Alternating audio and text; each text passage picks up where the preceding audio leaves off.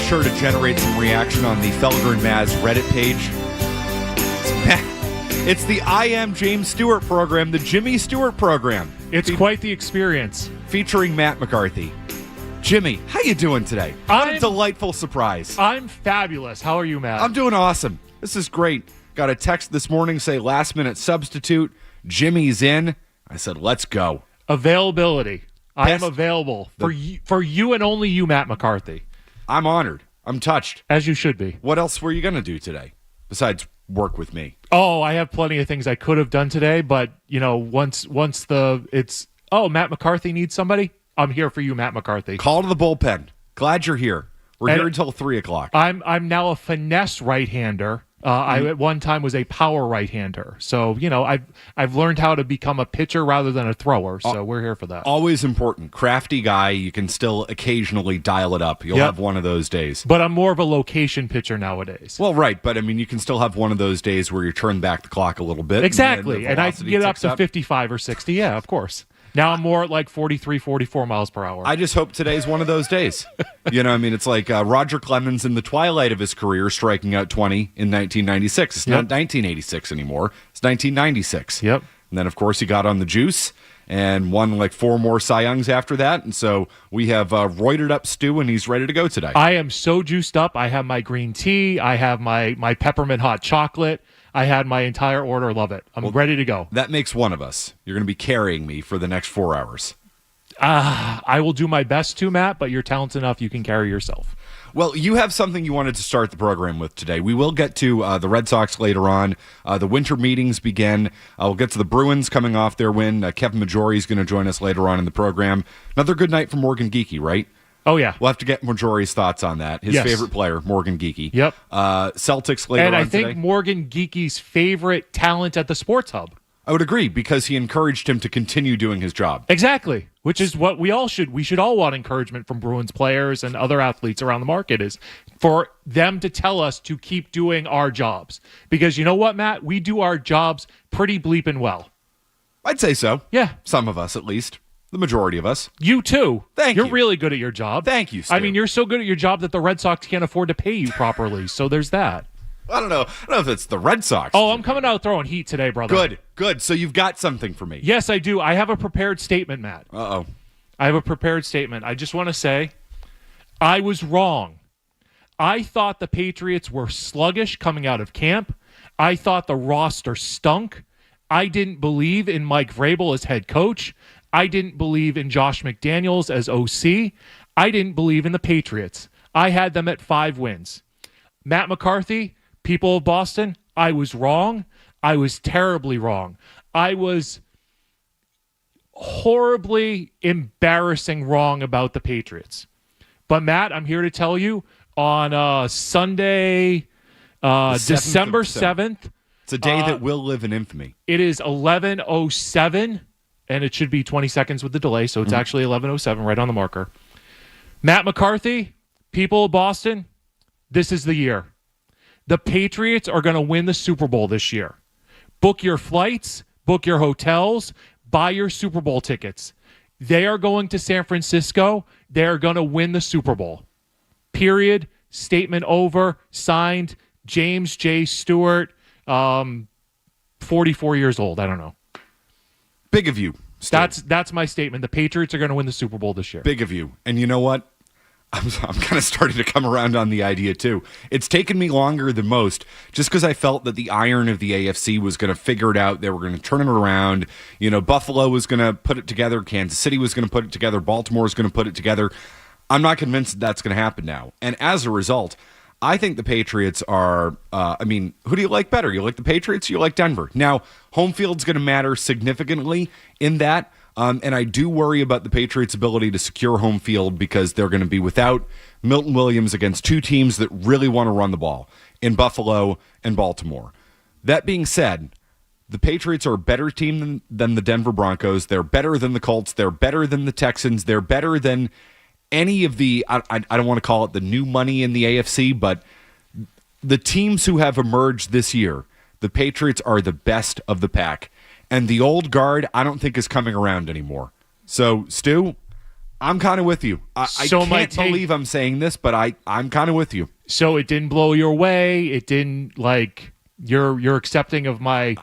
It's not a crazy take. Okay. That they have the best record in the conference. Yep. Let's see how they look coming out of the bye. I mean, they did have the best record in the AFC in 2021 coming out of the bye. That being said, I believe in this team way more than I believed in the Mac Jones era Patriots.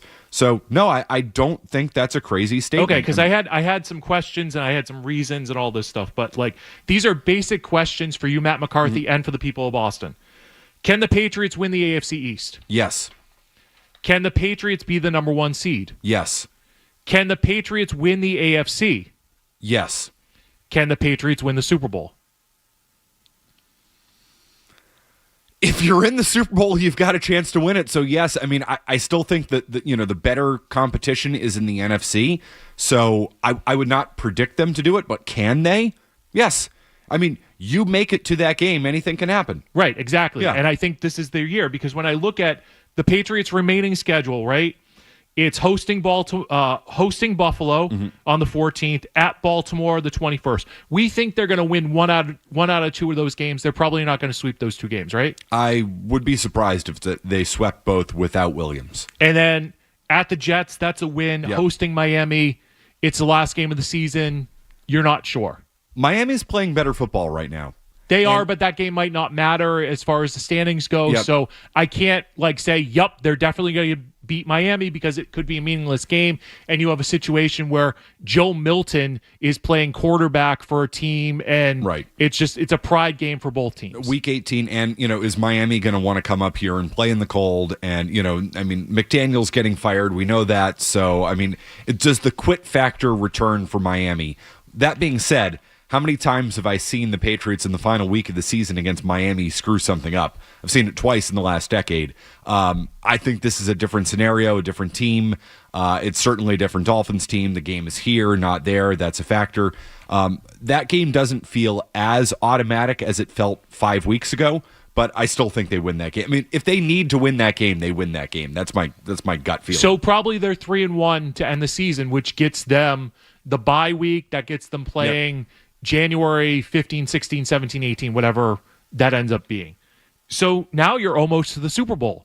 And when I look at the NFC, I look at the AFC, and they've beaten Buffalo. They've beaten Buffalo. Maybe they beat them twice. Maybe they've beaten the Ravens. And so I just don't look at the Patriots hosting playoff games where, oh, by the way, Foxborough, Gillette Stadium, it's back as a place to be. I've been in a couple, stars have aligned perfectly. I've been in a couple Patriots games this year, had a blast. The atmosphere is definitely there in Foxborough again. As it should be. I mean, this team has earned that. And what was the stat? There was a high school football team that had more wins at Gillette Stadium than the Patriots did over the course of like 3 seasons or something like that. KP, King Philip? Probably. I'll go with that. But I heard something in passing, and they're hosting the high school football stuff. But I've heard that, and this year they're winning at home. They're winning at Gillette Stadium. So now the AFC once again runs through Foxborough. It's not going to run through Denver. Sorry, Maz. Mm-hmm. It's going to run through Foxborough. And the Patriots at home for the AFC Championship against any of these teams, I'll pick the Patriots. Yep. And it puts them in the Super Bowl, and that's why I think they're going to win the Super Bowl.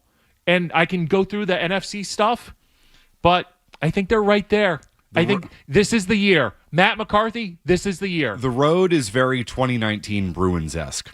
As in, Kansas City might not make the playoffs. Buffalo's not the same. Lamar Jackson is not the same. And I've come around on this, Jimmy. And this is the biggest difference that I have, in my opinion on the Patriots in the last 4 weeks. I mean, my opinion on the Patriots themselves has not really changed. I believe in the coach. I believe in the quarterback. They're a young team. I don't think they're the most talented team in the league, but they're good. But it's really about the competition more than anything. And I don't say that to take a knock or a dig at the Patriots. I think they're the type of team, because they are well coached, that can take advantage of subpar competition. And this is what Mike Vrabel basically said at the beginning. It's like, we're not going to beat ourselves, and we're going to take advantage of the NFL every week, which is that teams lose games in the NFL every week and they don't win games. That's the way the league works. And because they're so well coached, they are capable of taking advantage of that. And if you get a weaker road, which let's just admit, I mean, this has been a weaker road. The schedule has not been good. It's looking as if the playoff competition, based on, I think, our typical standards, is not going to be what it normally is. They are absolutely primed to take advantage of that because of the coach, Stu. Yeah, and the schedule, the easiest in the league. Mm-hmm. You know what? The Patriots have taken advantage of it. Yes, they have. And they have the most wins in the NFL. They've taken it. They've done their job, as the great marketing slogan was. So kudos to them. They also, I can go through more reasons why. Drake May is right now the favorite to win the MVP, right? And you look, oh, well, it's an easy schedule, the competition, all that stuff. Well, he's the only player that's minus money to win the MVP. Stafford is plus money. Prescott, Love, Mahomes, they're all Josh Allen. They're all plus money for the MVP. So if the people, if the wise guys in Vegas or on your local sports betting app think that Drake May, they watch the league more, they have inside sources. If they're telling you he's the only player to win the MVP with minus money, that tells you he's doing something right. Who's the biggest threat to the Patriots? It's like the Rams. How about in the AFC?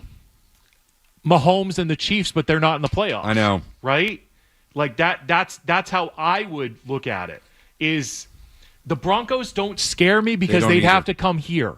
If the Jags, if you go there, with respect to Kendra Middleton, the Jaguars don't scare me at all. No. The Ravens, they at the moment do not scare me, but that game in 2 weeks, they might scare me depending on what happens. The Chargers don't scare me. No. The Colts don't scare me.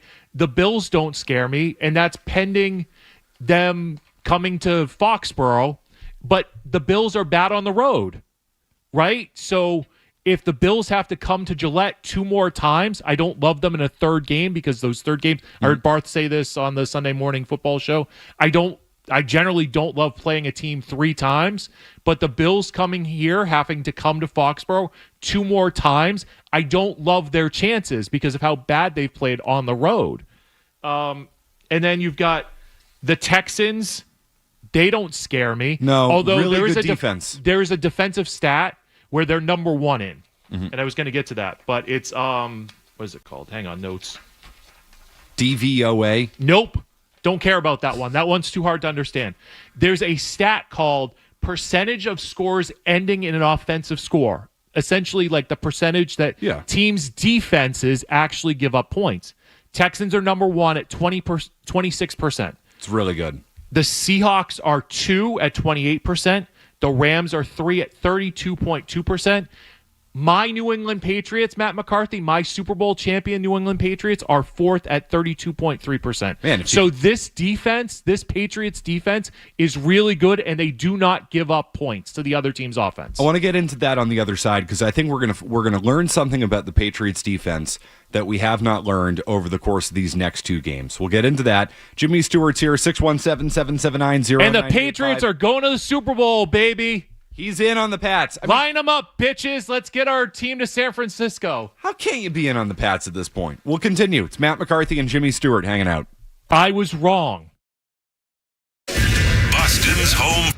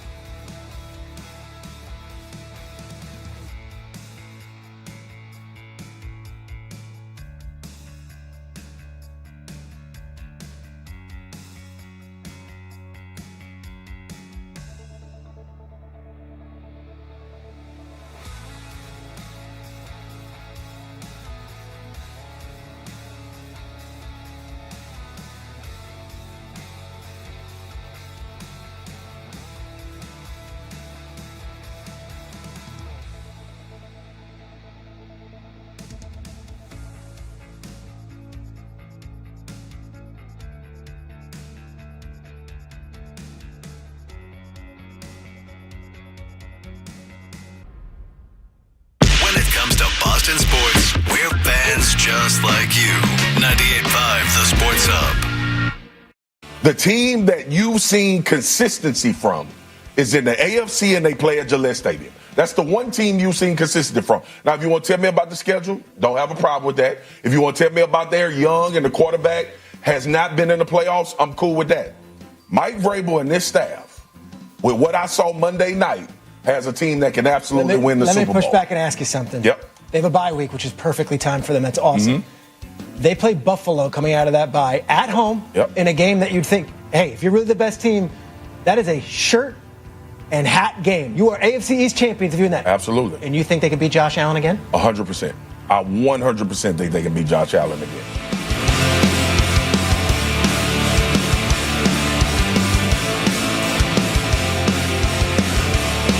Marcus Spears copying Jimmy Stewart's take that the Patriots are going to win the Super Bowl. They're headed to the Super Bowl. Hold on. Did you say they're going to win the Super Bowl or they're going to the Super Bowl? All right, clear out, lay out. Yep. James Stewart at 11:23 now in the Eastern time zone. The Patriots will win the Super Bowl this season. They are going to be Super Bowl champions. We're going to be doing the parade route. We're going to be doing everything. Drake May is going to win the MVP. Patriots are going to win the Super Bowl. There is no tone there. That is what my core belief is this Sunday morning, December 7th at 11:24 a.m. I just can't go that far quite yet. I'm getting there. I'm getting there, but Matt, if you're going to be a bear, be a grizzly bear. And I'm not going to get there. All right? That's your fault. You'll be wrong. It's a me problem. Most things in my life are a me problem, so I understand you there. I reserve the right to change my mind on this, Stu, but I don't think they're better than the teams in the NFC. And I want to hold out. Here's what I'm holding out on with the Patriots. It's the defense. Because I don't know if I believe in that secondary, and I don't know without Milton Williams if they're going to be able to stop Lamar Jackson, Josh Allen, Cook. I don't know. So I'm not fully sold on that defense yet. You said they're fourth in the NFL in percentages of drives that result in an offensive score. The Patriots defense. Yep. That's really good. I think that's somewhat competition-based. So it could be competition-based. It could be that the Patriots are front-running team. I will allow for that. But still, the defense is not giving up points.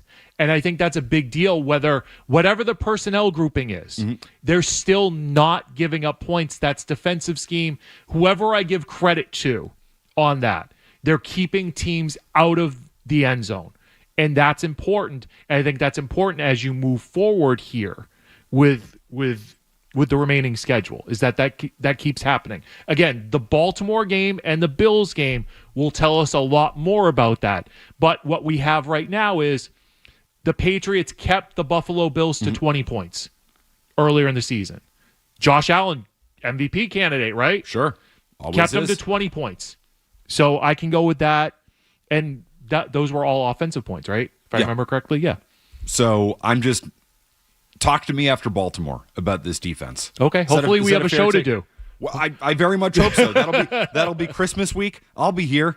I hope you're here. Yeah, I'm here. Talk to me after Baltimore. Okay. I hope we can. And that's just solely based on the schedule. I don't have all the information yet. All the returns are not in. Once we get through the Baltimore game, which is the two best remaining teams on the Patriots schedule, and yes, it'll be Buffalo again, and we'll see if the Buffalo game was a fluke, if they caught them with their pants down on that Sunday night in Week 5.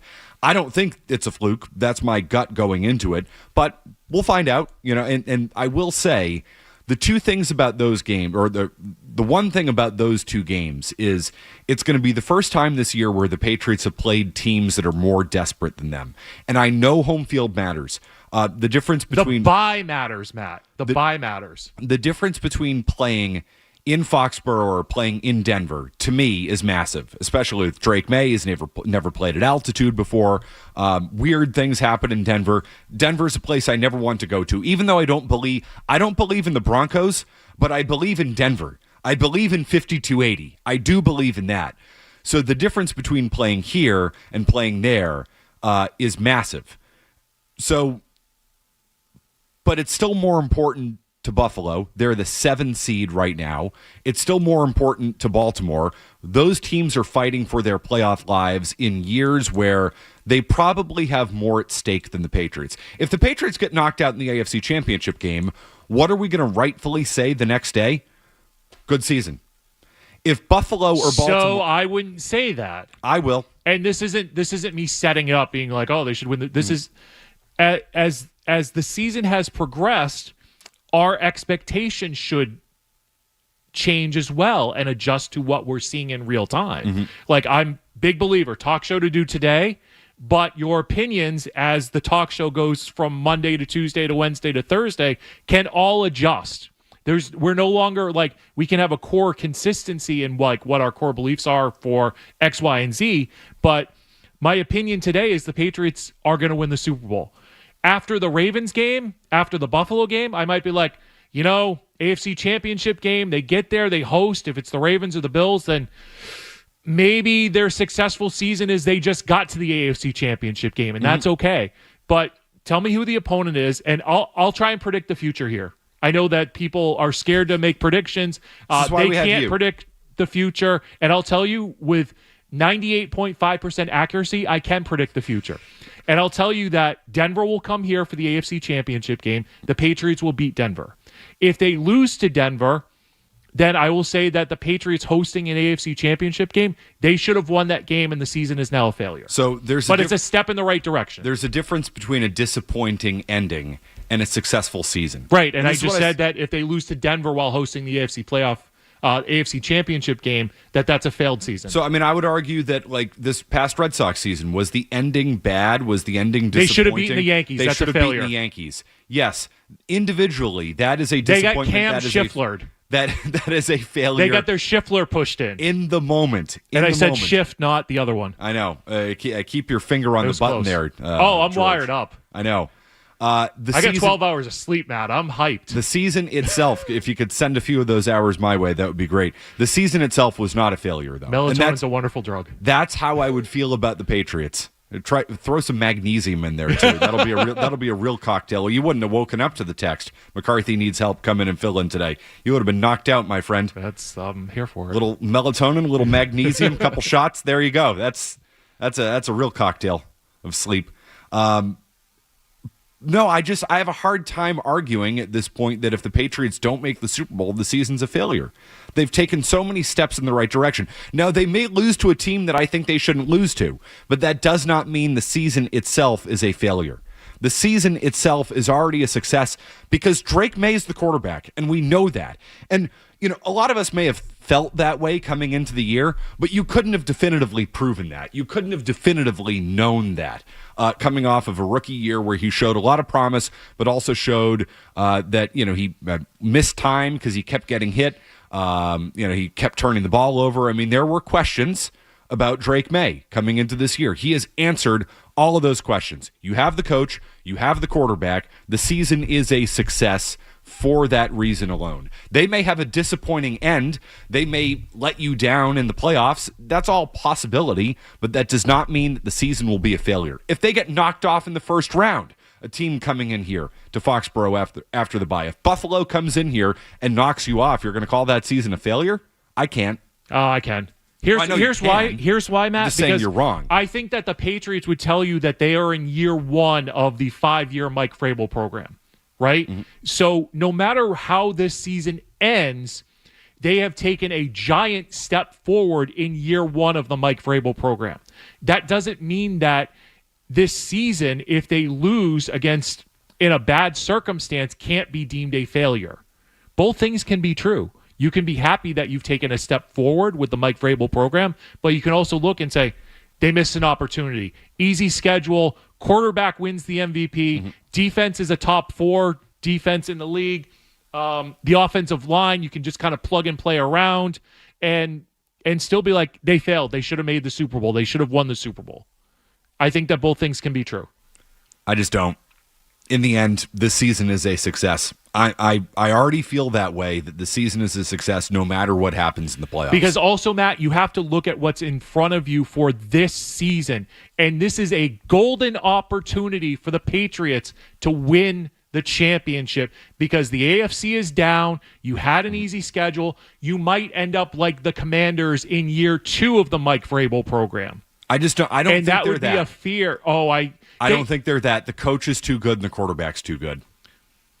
But Jane Daniels was really good last year, made the NFC Championship. We all thought Dan Quinn's their coach. We all thought Dan Quinn figured it out. Year 2, where are the Commanders? Where are they? Mike Vrabel is a better coach than Dan Quinn. Yeah, I feel strongly about that. He could be, but remember, where's your guy Jared Stillman? We'll give him a call. Stillman, we'll send out the Stillman signal. He might. I don't actually want to talk to him, but I'll play all of his sound all day. But I don't actually want to talk to him. I think you might be wrong about Mike Vrabel. I think Vrabel's a pretty good He might coach. be, but I was here for his commentary because it was unique. It was thoughtful thinking. I welcome all thoughts. Yeah, I do too. At 617-779-0985. It's a safe space for you. Oh yeah, We'll keep it that way. I need all the safe spaces I can get. We'll continue. It's Matt McCarthy and James Stewart. It's the Jimmy Stewart program on 98.5 The Sports Hub. The Patriots will win the Super Bowl this season. Boston's home for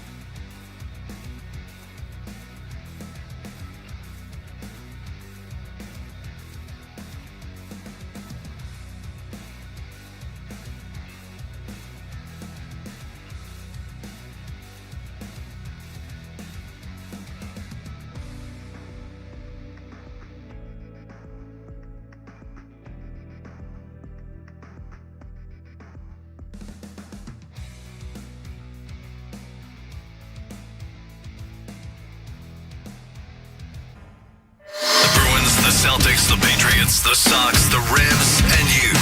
We're Boston's home for sports. 98.5 The Sports Hub. And let's not kid ourselves. I think it's hard to watch what the great Mike Vrabel is doing. Because even though I was in favor of firing Vrabel at the end of 2023, I am seeing a Patriots team that I didn't think was going to be the top team in the NFL. It's hard not to think that maybe the great Mike Vrabel really is that great. Again, I would have fired Vrabel after the 23 season along with Rand Carthon. So maybe I'd feel just as stupid too. But what I can't get over is how Mike Vrabel has been able to, in New England, overcome his single biggest issue as coach of the Titans. His coaching staff. I want to talk about some tone. That's some tone from our guy, Jared Stillman in Nashville. Oh, he's so angry. Oh, he can't. He's so angry that he's so wrong about Vrabel, at least in year one. He can't bring himself to the great Mike Vrabel. There's such tone there. Oh, it's tremendous. Such anger, hostility, like, oh, how dare this? I'm wrong. Pettiness. Yeah, oh, I'm here for it. I'm here for all sorts of pettiness. I love it. I mean, it's great from Jared. Although, I will say, he's wrong about something. The biggest problem Mike Vrabel had in Tennessee was not the coaching staff. It was the quarterback. Right. He had the wrong quarterback. He could have had Brady, and he decided to stay with Ryan Tannehill. That was his biggest mistake, is he didn't prioritize the quarterback position enough because Mike Vrabel's a defensive-minded guy, and if there's one thing he probably picked up from Bill, and I think, Vrabel rejects a lot of the Bill Belichick approaches, and he does not want to be compared to Bill, and I understand it, and I get it, but because of the early success he had with Ryan Tannehill, I think he thought, I can make this happen. And he learned that he couldn't, because in the NFL, you need a quarterback. And there's a reason why he picked the Patriots. He said it himself. It's the quarterback situation. It's Drake May. He came here for that reason. You don't get 3 cracks at it in the NFL as a head coach. You get 2 cracks at most. So if you don't have the quarterback the first time around, you better have the quarterback the second time around. And that's why this season is a success, Jimmy, because they have the coach and they have the quarterback. They might disappoint you in the playoffs. They might. I acknowledge it. I mean, you're not going to be disappointed because you say they're going to the Super Bowl and they're winning the Super Bowl. 100%. So you're setting it up. You're doing a sports talk radio setup. I'm not trying to set it up. This is how I believe today, December 7th at 11:41 a.m. Well, you notice how you said today. Today, yeah. So I have a show to do today. You reserve the right to change your mind. Of course I do. Now. We all do. Yes. No, I mean, I changed my mind. So would you be upset if I stuck to like, they should only have won 5 games? Like, would you have rather me stuck to that? No, actually, I think it was very big of you to come in and apologize. I had a prepared statement. I had my legal team look it over. They seemed it appropriate for the day, so here we are. Drake May is going to win the MVP. Yep. That's why the season's a success. Yeah, because Drake May, you have the quarterback. You have the coach, and you have the quarterback. You have the favorite to win the NFL MVP in Drake May. And I did not see that coming. I mean, I was probably harder on May than most. That didn't mean I didn't believe in him. I saw some issues last year. I think a lot of us saw some issues. He fumbled the ball too much, turned the ball over too much. He still has those issues. He still does have some of those issues. My biggest concern with Drake May is he's going to get himself killed. That's my biggest concern. But that's every quarterback in the league. That's every quarterback who extends plays. So do you want the quarterback who can extend plays and make those Mahomes or Allen-like or Randall Cunningham-like throws out of the last minute, out of the last second? Or do you want somebody who just stands back there and gets his nose pushed in? No, listen, I don't have a problem with this style of play. I just acknowledge that it might be an issue. I'll take this because he's a playmaker, and I mean he turns something, he turns nothing into something 2, 3, 4 times a game, and it's remarkable to watch. The only problem with that style of play is that it does open himself up, for more hits, and one of these days he's not going to get up. I mean, but that's the nature of the game. I mean, Brady protected himself better than anybody probably in the history of football. Now, the rule changes helped him too, and the rule changes have helped all quarterbacks. I'm not saying I don't hold that against Tom Brady, but even Brady missed a year because he got hurt, and he protected himself better than anybody. Certainly protects himself about 1 million times better than Drake May, not to mention, too, their styles of play are completely different. So, it is what it is. I mean, I just accept that as the reality. I just acknowledge the inherent danger of his style of play. I'm not saying I'd change it. I wouldn't change it because that's what makes him him. And that's what makes him, as you said, the MVP favorite or one of the two MVP favorites. And that is what has made the Patriots go from a team that has won 4 games in the last 2 years to winning 11 this year and might win, get the first round bye, might have home field advantage throughout the playoffs, and might go to the Super Bowl, for the love of God, which I didn't see happening. But that's because of who Drake May is, and it's because of the coach. Here's another thing about Drake May that I bet you didn't know. Did you know that Drake May leads the NFL in tight window throws? Now, what that stat means, I don't know, but it sounded really cool, and he leads the league in it, so I'm going with it. Hey, if there's a stat that sounds cool and makes your argument, go there. 617-779-0985. How about Jeff in New Hampshire? Hi, Jeff. Hi, Jeff. Hey, guys. Jimmy, please strike the F word from your lexicon, at least until next year, after the 3 years of bleep show we just went through and the many joyless years of the Brady Belichick years where nothing short of a ring would have pleased us. I just want to enjoy this season, be happy no matter what happens because it's been so long since we've had that feeling. So please don't rob my joy, James Stewart. Don't you do it. Thank you. How have you robbed his joy? All you're saying is you think the Patriots are going to the Super Bowl and that robs the man's joy? And winning the Super Bowl. That's right, winning the Super Bowl. Stu, how dare you have a positive take? How dare I?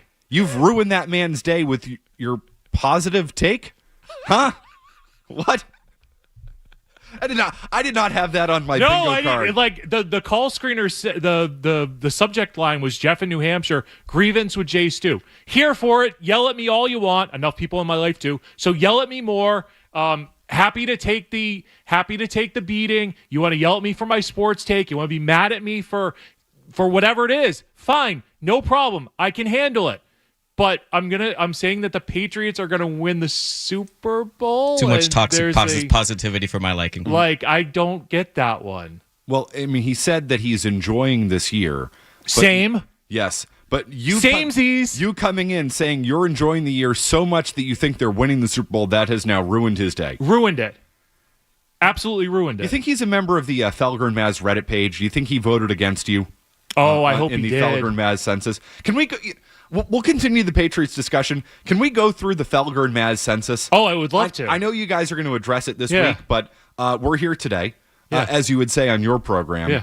You do have a show to do today. I do. If they wanted found out about the show at 8:30 this morning. Happy to be here for 4 hours. If they wanted to come in and do and beat us to the Felgar and Maz, they would have done it result, Friday. They would have done chose it Friday. not to. And that's on them. So we'll do it here. Yeah. The Felgar and Maz Reddit page. Oh, here we go. Had a giant survey. We might have to hold off on that because apparently there are some more people who are angry at me on the call screen. All right. So you get to yell at Stu at 617-779-0985.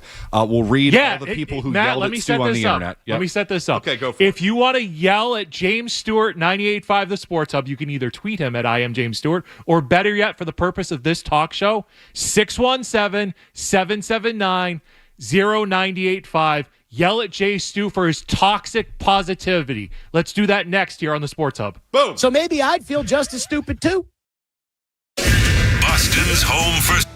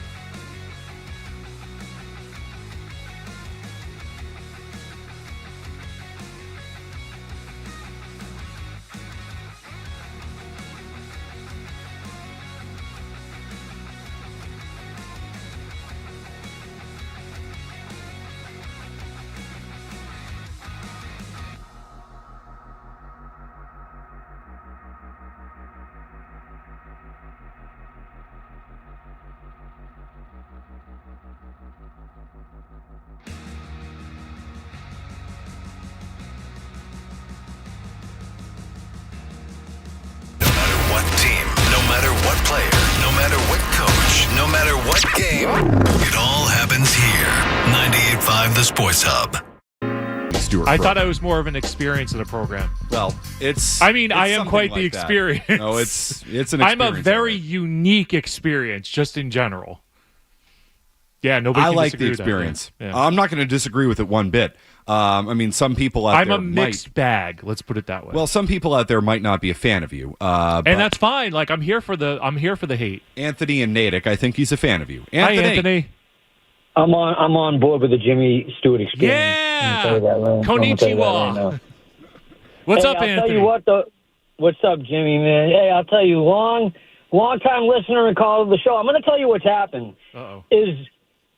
It's what Felger did, and I'm a fan of all you guys. But Thank what you. happened is Felger has subconsciously polluted all New England sports I fans. agree. So now when something positive comes up, they don't know how to handle it. So they're You're right. not just trying to come at you, James. They don't know any better now, and they're just so skeptical and cynical. They don't even realize it. So when things are going good, they can't even enjoy themselves. I know. Felger doesn't know. He's created monster. quite a war here, but.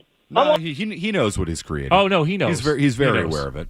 He And that's knows. why he continues to try and stoke those flames. You know, when in 10 years, when radio is officially like cooked and we're all on podcasts, or It's going to take 10 you know, years. whatever. Well, it's hopeful. I need to get 20 out of this till I hit retirement. I'm 44. Right, so I got to get at least 20 more years out of something called radio. Jimmy, whatever good luck that. to you, man. Hey, you know what? God has been on my side for a long time. He's put me through a lot. So there's a reason why I work outside of radio, my friend. You Well, got to insulate yourself from this. I might be taking Mike Riley's job in the teaching world, you know, sooner rather than later. But like, say there's 10 years. In 10 years, we're going to be talking about the greats in sports radio. Mm-hmm. Felger's top 3? Oh yeah. Oh God, no doubt. Top 3 for influence. I would argue nationally, not just in Boston. I mean, it's Felger and Glenn. Right. That's your 2. There's probably like Eddie Engelman gets credit. Yep. Right. He's the godfather. Created it. Right. Then it's Glenn. Mm-hmm. Right. Glenn Ordway. That's not what I said. And then it's Mike Felger. Right. Like those are your big 3. To speak to Glenn's influence, I'm driving in today, and you saw I actually came in with all my nice clothes. I'm Boston Pops. Going to the Pops tonight. I got to get over to the Pops this year. By the way, you think I could guest conduct the Pops? Absolutely. That would be an all-time experience with your Jordan Peterson 3-piece suit. I can make that happen. You know, Copyright Jim Murray. Get up there and do the thing. I mean, it runs itself, right? I mean, they're professional musicians. They know what. Oh no, these music conductors, they're real serious about making sure that you hit the proper crescendo up and then shut it down when they tell you to shut it down. Oh no, they know what they're doing. Oh yeah, and I know this, and they think they're the show. Well, I know this because I know a conductor. Yeah, and she's very good at it. And I was asking her about like, hey, what is this when you go, like do that punching thing, punching? And she's like, that's more attack. I need more. I need them to kind of go right at it. Yeah. No, trust me, they know what they're doing. But I'm saying if I got up there and conducted the Pops, that they would run that themselves, right? Do they really need me to play Sleigh Ride? Probably not. Probably not, but if you want more emphasis because you're feeling it, like you got to get that crescendo up. Yeah, right. Is that the right way? Crescendo? Is that the right? I don't know. I would call it like punch. Like give me a little bit more oomph. Yeah. It's not a musical aggression. term. Yeah, exactly. Get that aggression out. Hear those horns. Hear those horns. Yeah. 617-779-0985. I'm here for it. Keith Lockhart, icon. Dude, Keith is a legend. I got to dress nice. I got to dress nice for Keith. Of course. It's going to be a good That's night. respect. It's going to be a good night. We're going to get, well, I won't spoil the program. I've already looked at it. It's going to be a good show. Yeah. Good show. Good. Brett and Dedham. Hey, Brett. Hi, Brett. What's up, guys? I'm actually, look, I'm calling in on an agreement. Early on in the season, put down, open up DraftKings, tossed $100 down at plus 3,500, said they're going to win. Mostly about a feeling about a team of nobodies except for, of course, a phenomenal, up-and-coming quarterback. But, in the end, and with stat padding and all the crap that's going on right now with, people just not thinking team, they're just thinking individual players and so on, I think they're going to capture lightning in a bottle, and I think they're going to take it all the way. And for $100, I hope they do, because that's a $3,500 payout. And right now, if I go in there, I'm already got a $250 offer to take that bet off my hands. So Let's go, Pats. And great show, guys. I'd wait until they get the first round bye. Yeah. And then I'd cash out on it. Yeah. Yeah. You could probably get that to $500 cash out. I would definitely take that. Yeah. That's a win. Well, hold on. Wait a minute. Stu, you say they're going to win the Super Bowl. If I'm Brett, I take the cash out. But I'm not Brett. I'm riding it all the way out. Okay, so what you're saying is your take has no stakes. His bet has stakes. That's money. So here's what I would tell you is that if a certain place that I was promoting before wants to re-up that agreement, I'd be happy to put some stakes on the line. But I have not made a wager since said company no longer invests in me. By the way, the chat says there's not a chance the Boston Pops would let me up on stage to guest conduct. I mean, come on. Seriously, who's guest conducted the Boston Pops? Felger. Oh, if they're going to let Felger do it, yeah, they let me do it. Danielle Murr. Oh, there have been a couple of Boston sports personalities who have gotten up there, and I would say I would do a better job conducting the Pops than Felger. Does Felger have feel for? Well, I mean, he's like a deadhead. He's got great feel for everything. I got news for you. He's going to hate that I'm talking positively about. Hold on. Like we're letting the deadhead go up there and conduct the Boston Pops. Probably high as a kite, or gummy high, whatever. That really is the only way to go up there and do that, right? Yeah. I mean, you got to be absolutely blasted. I'm trying to think of who. There have been a bunch of Boston sports media personalities who've gotten there from the news, or like probably Lemanowitz has gotten up there.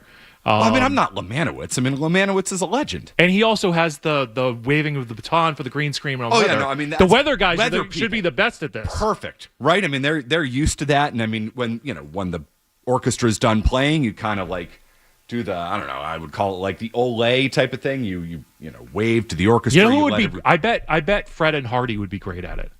Oh, I bet they'd be tremendous. Wait, hasn't Fred conducted the Pops? So, great question. Don't remember if he did. Okay, good. I think he has. I don't know why I think he has, but I think he has. And Hardy, I'm a music guy. Yeah. Jim Murray. Oh, we need to get Murray up there. Jim Murray doing it. That might be interesting. There you go. That's your next guest conductor. We have a call that says Stu looking at it wrong. Gotta take committed. Okay, Chris, why is Stu wrong? Great show, fellas. Listen, if all year you've been sitting there thinking that they're just not going to be good enough in the end, you got to keep that energy or else you're effectively jinxing us. So the jinx whole that like you're changing the energy mid-season, you can't do that, Stu. You gotta downplay it. Okay, so Chris, keep him on the line. I want to go back and forth with him for a second. So Chris, here's what I would tell you is that Mike Vrabel, I think coming into this season, and you can go based on the fact that the Patriots sold at the trade deadline, wasn't sure about this team. Now, within the past 2 weeks, he's talking about them playing at a championship level. So the coach of the team, Chris, has adjusted his expectations based on the season, how the season is going, and I have done the same. Chris, your thoughts? Yeah, I mean, it's fine to adjust. I've adjusted my expectations, too. I don't want to change, like, the juju. I think Vrabel's trying to build in like some championship culture. Used to see Belichick on the sideline, guy come off here and say, that's a championship play.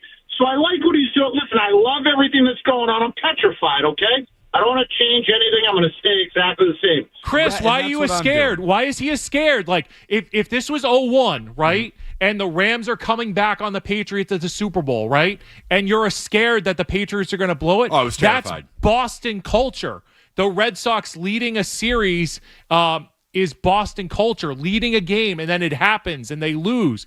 But, like, after 0-1, when the Patriots won, and then the Red Sox win a title, and then the Celtics win, and the Red Sox win again, and then the Bruins win, and now you've got this Boston championship pedigree where Patriots 3 out of 4 years they win the title. You should not be scared of being put in a position of like, oh my God, the team could win the title.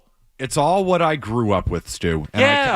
I can't escape that. I'm with Chris on that.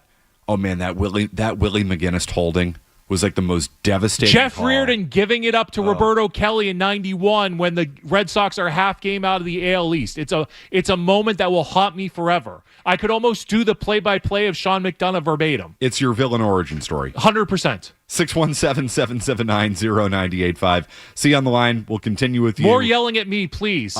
very much encourage. And too many people are agreeing with me. I don't like that. I don't either. I want conflict. Makes me very uncomfortable. Get that conflictual energy out. Well, I mean, is that even a word? Conflictual. You're the English. You're the teacher guy. You're asking the wrong person. No, I ask math questions are the ones that you're not supposed to. Conflictual, characterized by conflict or disagreement. It's a word. Nailed it. Yeah. What's that? A Newton North education there for you? That's Newton South, bitches. How dare I suggest that Newton North would teach you that? They wouldn't. Yeah. We all know. Newton South. We'll continue. You're welcome, Boston. Matt McCarthy and Jimmy Stewart. Thank you, Stu. Thank you. We got 3 hours to go. We'll continue. Quick update. We're going to be doing the parade route. We're going to be doing everything. From the Telfair Tire Studios, WBZ FM and HD1. It's not just the game. It's Toucher and Hardy, Zolak and Bertrand, Felgar and Maz, Joe Murray. For Boston sports fans, it's 98.5, the Sports Hub. Beasley Media Group Station. Essential Sports Hub headline, presented by Celsius Energy Drinks. All right, the Celtics are in Toronto this afternoon as they look to make it 5 wins in a row. We'll get started with Grandy and Max at 3 o'clock here on the Sports Hub. A clean injury report for the Celtics today. Of course, an NFL Sunday. Patriots on the bye week. We'll get started with the Seahawks and Falcons at 1 o'clock. Elsewhere in the 1 o'clock window, big game between the Bills and the Bengals. Titans take on the Browns. Vikings hosting the Commanders. The Dolphins and the Jets. Who wants to watch that? Jesus, that's awful. Buccaneers and Saints. Also at 1 o'clock, Colts and Jaguars. Steelers and Ravens, also one of the premier 1 o'clock games. 4:05 today, the Broncos take on the Raiders. Packers and the Bears at 4:25. Cardinals and the Rams, also at 4:25. Sunday Night Football tonight. An important one, a big one. The Texans visit the Chiefs. Kansas City pretty much with their playoff hopes on the line tonight against that Texans defense. Bruins coming off a 4-1 win over the Devils last night. Headlines are brought to you by the 99 Restaurant. Celebrate the season at the Nines with delicious holiday menu specials like the creamy lobster carbonara or baked stuffed shrimp and lobster combo. You gotta love the Nines. I'm Matt McCarthy in Boston's Home for Sports, 98.5 The Sports Hub. Your next update in an hour. Mays under center, offset up. Drake May. Throws down Drake rolls well, wrecking traffic. Off balance, throw to the end zone. Caught by Jones. Pass is going to be. Drake May plays on one station in Boston. Here's another Drake May moment. Drake May. 98.5, the Sports Hub. Boston sports, yeah, we got that covered. 98.5, the Sports Hub. You said that this team has really earned this bye week, as late as it is. What would you want your message, if you can share with us, to the team as they go into the bye week to be?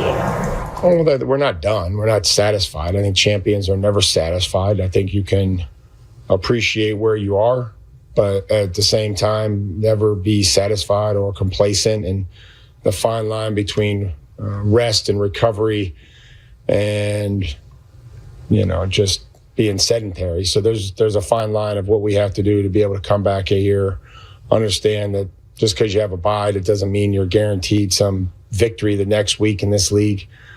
Teams are 16-12 coming off a bye this year. So obviously the bye doesn't guarantee anything other than we should get some guys back that we didn't have last night. And we'll see where that goes throughout the week. Give them some time to reconnect with people that they care about. And then also be ready to focus on football and us finishing this thing.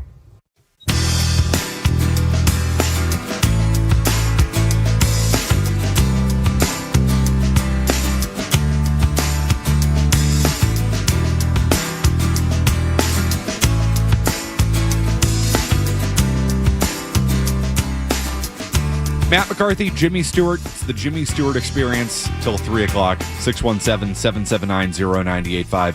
A lot made of those Mike Vrabel comments. We're talking championships now. What did you make of it?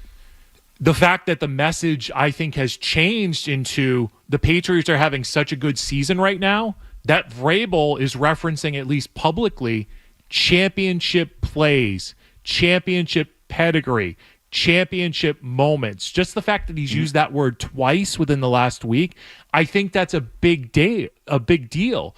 And we as fans, we as media people, we as observers should be looking at that and saying, well, the coach is talking about championship plays.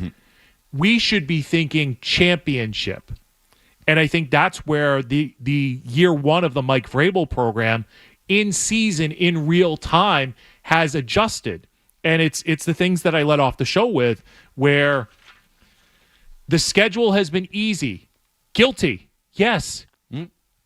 And you know what you've done as the Patriots? Won every game you should have, going back to Pittsburgh. You've taken advantage of an easy schedule. And that's what Vrabel said. He was like, we're going to take advantage of the opportunities. And that was really kind of like his number one goal is let's build a team that can take advantage of opportunities. I mean, he talked about that, Jimmy, and he's done that. I mean, check. So, easy schedule, winning games, check.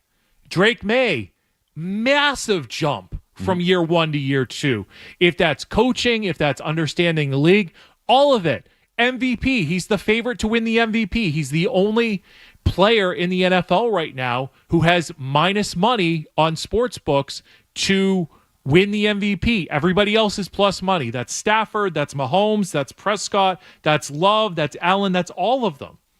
And so you're getting MVP play from the quarterback. And it's not just like the 4 or 5 big plays, those big throws, those big highlight things. As I said, those tight window throws, Drake May is making them. He leads the NFL in tight window completions.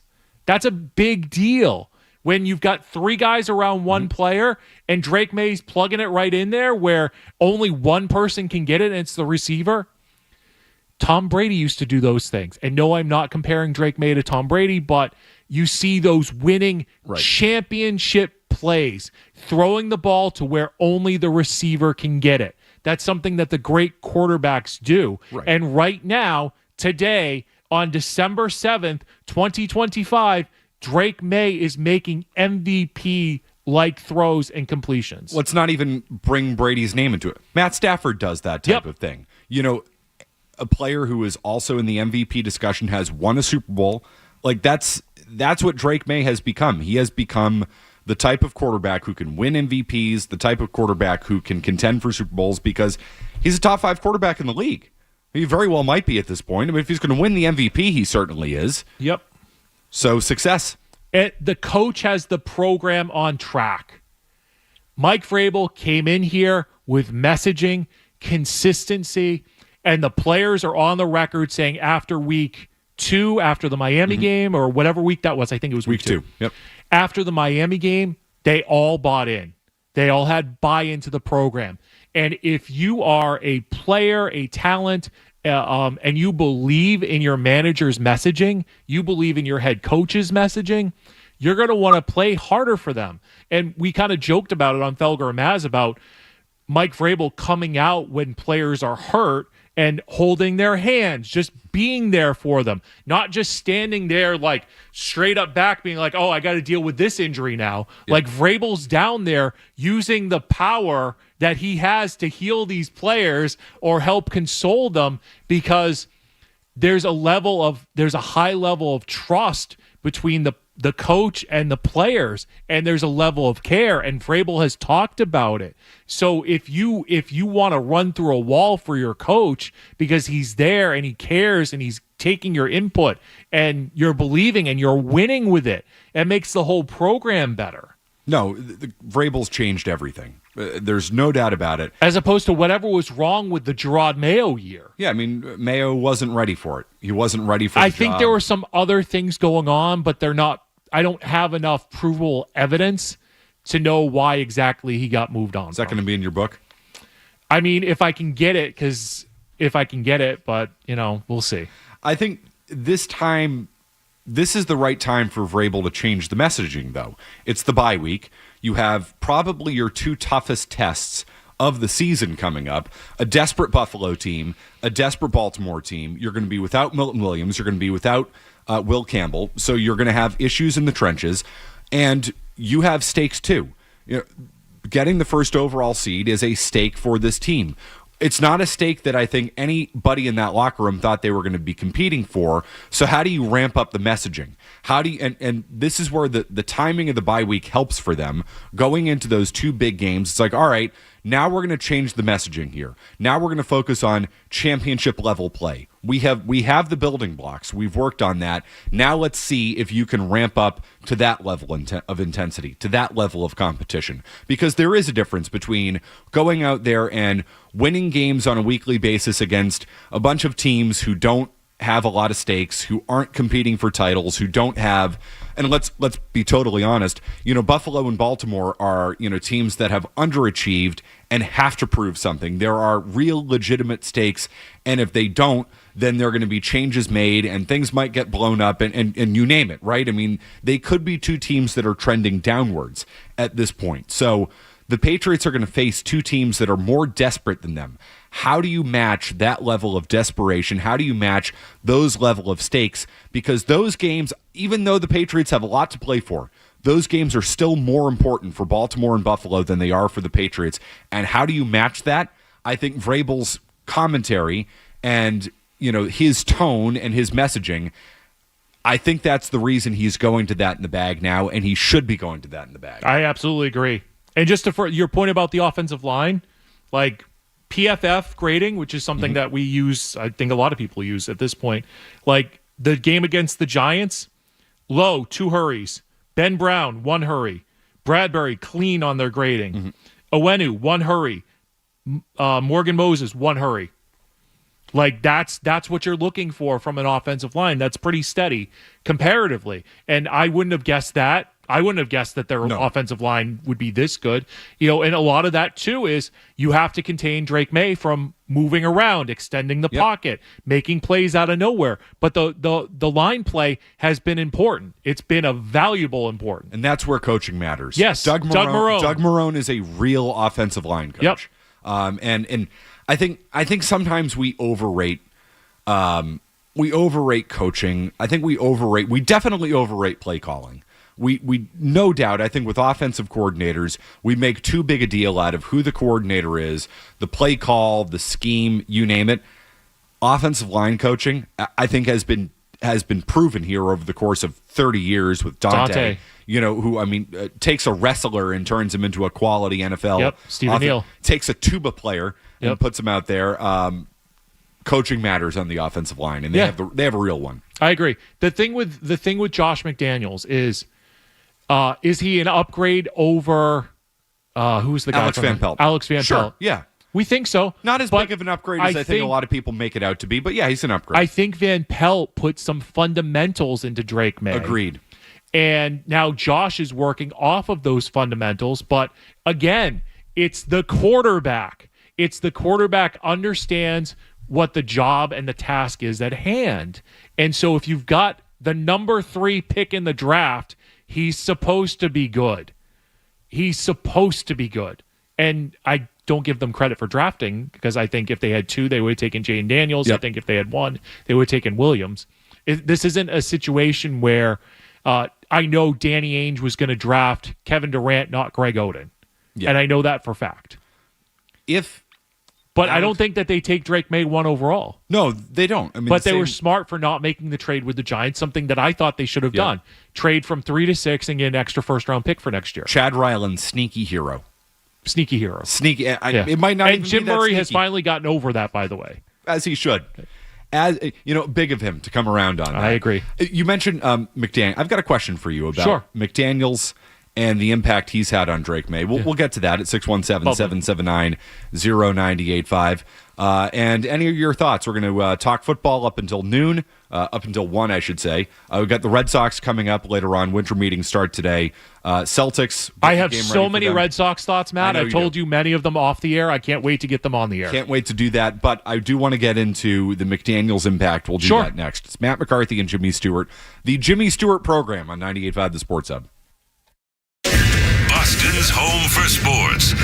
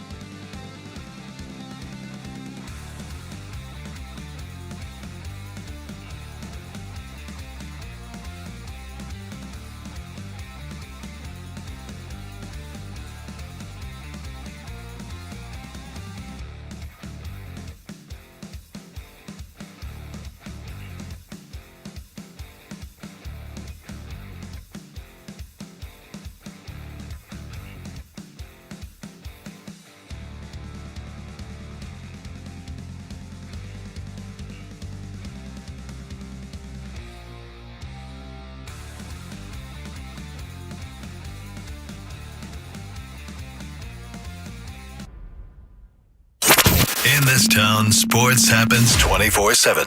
We're Boston's home for sports. 98.5 The Sports Hub.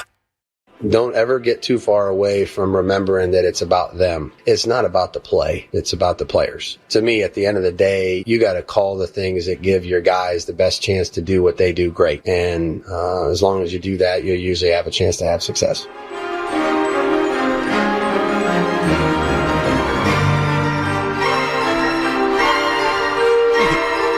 The People's Chant back there. Orchestral, choral stuff. Getting me game ready for the Pops tonight. Boston Pops edition. Look at that. Stu, you could conduct the Pops with that move. Again, you gotta, I've learned this. I've had an expert teach me about this. Okay, that's, if you raise your hand higher, that means you want like an airier thing from the chorus. You want them to keep that like an airy sound. Yes, raise it up. Good, good, good. Now, if you want more punch, you go boom, boom, boom. Boom, boom, boom. The fact that I can't see this chorus makes it a little harder for me to conduct, but if you're watching on YouTube, you saw, mediocre to below average conducting on my part. Hey, listen, that thing runs itself. They put you up there, they know what to do. Okay. But they put an expert up there, then you're going to get the most out of them. Which is like... And Lockhart's the Hall of Famer. He is. So how much does coaching matter, or how much does it's the coach versus player debate. You see, if I go conduct the Pops tonight, that's going to be an all-player experience. Yep. They don't need me. They're gonna put together a great performance in spite of me because they're the best. But if you give them somebody good, somebody qualified, like you, or I don't Keith, know what I'm qualified to do, Keith, quite frankly. Then you're going to get even more. You might get an MVP quality performance. So it is the chicken or the egg debate with Drake May. How much of this is Drake May and how much of this is Josh McDaniels? So let me ask you this question. Am I putting a pie chart together? No. Are we doing blame pie? Later on. We'll save that for, pie. Come on. Is that your Dale? No, that's my Eddie. Oh. I want your Dale. Matt, what do we say for the blame pie here for the success or the failures of Drake May? I put 80% of it on Drake May. I do too. I put 15% of it on Mike Vrabel. That's fair. I put 5% of it on Josh McDaniels. Because the idea is that Vrabel is telling Josh McDaniels the direction that he wants to go, and it goes back to a comment that Mike Vrabel made. Was it after the Steelers game? It was pretty early on in the season about Vrabel saying, we need to be more of a power running team or something along those lines. And so that's part of when the turnaround happened. It was when Vrabel goes on the record and is like, we need to adjust our philosophy somehow. So it's Vrabel. Mm-hmm. It's Drake May because he's talented. He's understanding what he's seeing. He's adapting. He's extending plays in real time. It's Vrabel who's giving him the messaging so that he can adjust. And it goes back to what I said before. If you have the players who are buying into the program, into the system, into the management, it helps everything progress along. And then it's Josh who's going out there and saying, Vrabel wants us to do this. Drake, how does this work for you? And then you go from there. It's 80% on the player, and it's 20% on the situation around him, and I put 15% of that on the head coach. So if, let's say, for the sake of discussion, here for it, Alex Van Pelt is still the offensive coordinator this year. Mike Vrabel's the head coach. Alex Van Pelt's the offensive coordinator. Is Drake May significantly worse than he is now? Maybe he's number 5 in the MVP voting, and instead of number 1. Yeah, it's kind of how I feel about it too. They're still probably at 11 wins. Maybe they're at 9 instead of 11, and they're the 2-3 seed. But they're still around the same place because it's the quarterback who's going out there and executing Mike Vrabel's plan. Right. I'm totally with you. I think we overrate the offensive coordinator. We always do. It's about the players, and it's more about the head coach. It's 80%, 75, 80% on the players, and then you get the extra. Yep. The extra on top. And what the Patriots have gotten this year is the extra on top with Drake May is that all of a sudden he's an MVP candidate. Yep. Coaching has something to do with that. Mm-hmm. System has something to do with that. What Mike Vrabel has built here has something to do with that. This would not be happening if Gerard Mayo were still the head coach. And this probably would not be happening if Alex Van Pelt were still the offensive coordinator, because McDaniels is a better offensive coordinator than Alex Van Pelt. But when I say it probably wouldn't be happening, is you wouldn't be getting the absolute most out of Drake May, but you'd be getting the majority out of Drake May, because in the end, May's a hell of a player. Yep. And great quarterbacks will win in spite of subpar coaching. They will win in spite of not the world's most magnificent, brilliant play caller. They will win in spite of that. Josh Allen has done that. Josh Allen has done that in Buffalo. Sean McDermott's not a good coach. No. And I bet you they hire Brian Daboll as the head coach and put him and Josh Allen back together. I bet you they do. And, maybe that's the, again, if Josh Allen is 80% of it, maybe that's the extra 20% that the Bills need. Yep. And it matters at the highest levels. Mm-hmm. But I'm going to tell you right now, let's say, and bringing in Vrabel is massive, because there's such a huge difference between Vrabel and Mayo. But if it were still Alex Van Pelt with Mike Vrabel, it would be pretty close to this. Yeah. Wouldn't be the same, but it'd be pretty close. It'd be pretty close. Yeah. And McDaniels deserves credit. And I'm not saying that to take away anything from what Josh McDaniels has done, because I think McDaniels has done an outstanding job. But in the end, players play. And there's a reason why players play and coaches coach. But players But you matter need more that than synergy with the coaching staff, right? Which is that's where something Vrabel that has done and his that's job. something that we should credit the Patriots for doing, is investing in Doug Marrone. I promise you, is not a cheap head coach. Mike Vrabel is definitely not a cheap bottom of the barrel head coach. Like, they have paid a premium for those types of coaches, and they have filled out their coaching staff and paid for it. Well, I think they learned their lesson last year, because they definitely did not pay for it last year. Mayo, I'm sure, first-time head coach, had never really technically been a defensive coordinator. No, and Burt Breer is on the record being, I want to say it was Burt Breer who said this, but that Mayo had difficulty filling out his staff. And it was a lot of financial. Part of it was finances. Robin Glazier was in there. Remember that name? And there was somebody else who, it was Elliot Wolf, who needed to help Gerard Mayo fill out his coaching staff. And so Mike Vrabel comes in here, and sure, he probably didn't get everybody he wanted, but he got high-level coaches to come with him to be on board with this. Got Cowden. He got his guy Stretch. Yeah. He got, Doug Marrone, who is Stretch might be dirtier than Ernie Adams. And that's okay. And that's okay. I'm perfectly fine with that. We need people like that. I mean, the Red Sox cheat all the time, so why not? The Patriots won how many Super Bowls? By stretching the rules. He's our guy. That's what we want. Here for it. Speaking of the Red Sox, there is some reporting coming out on some players they're interested in. We'll get to that at 617-779-0985. Winter meetings starting today. But how about Hutch in Franklin? Hi, What up, Hutch? Hutch.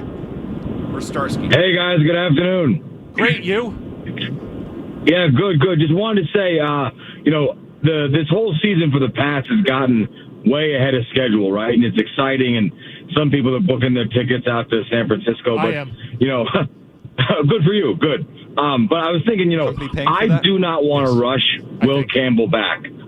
Like, to me, rushing him back reeks of like RG3 at the end of that season, where they just kept putting him out there and it ruined him. And I want Will Campbell out there. I think he's awesome. I think they hit on that pick, but just don't rush that back, because he could be a cornerstone left tackle for the next decade plus. So just wanted to say that. Appreciate the show, guys. Go Pats. All right, thanks a lot. I don't know if Campbell's a cornerstone left tackle. I don't think they're going to rush him back either, to answer Hutch's question. There's a difference, though. Because the line was fine against the Giants. Yeah.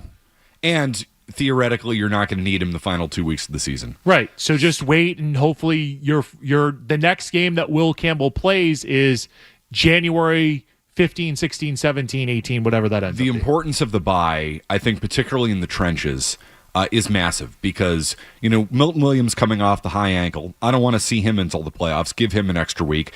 Campbell, a big guy coming off a knee injury, in what undeniably is, it's not torn. He doesn't need surgery, and that's good. And he dodged a bullet, but that does not mean in any way, Jimmy, that it's a short type of injury.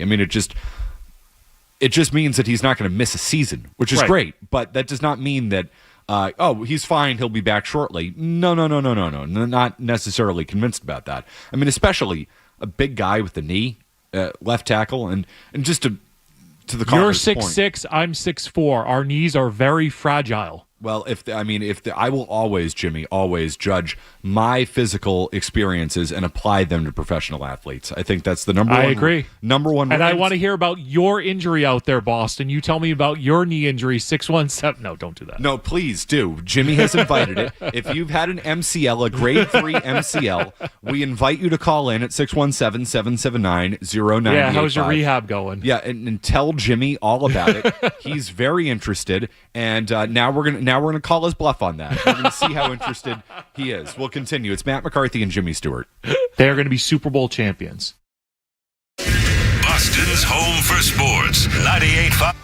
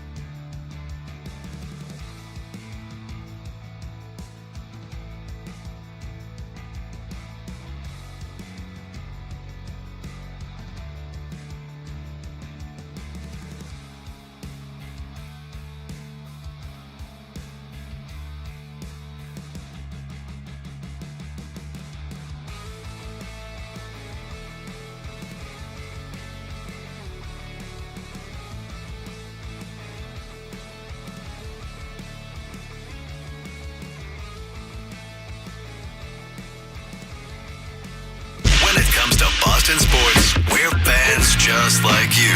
98.5 The Sports Hub.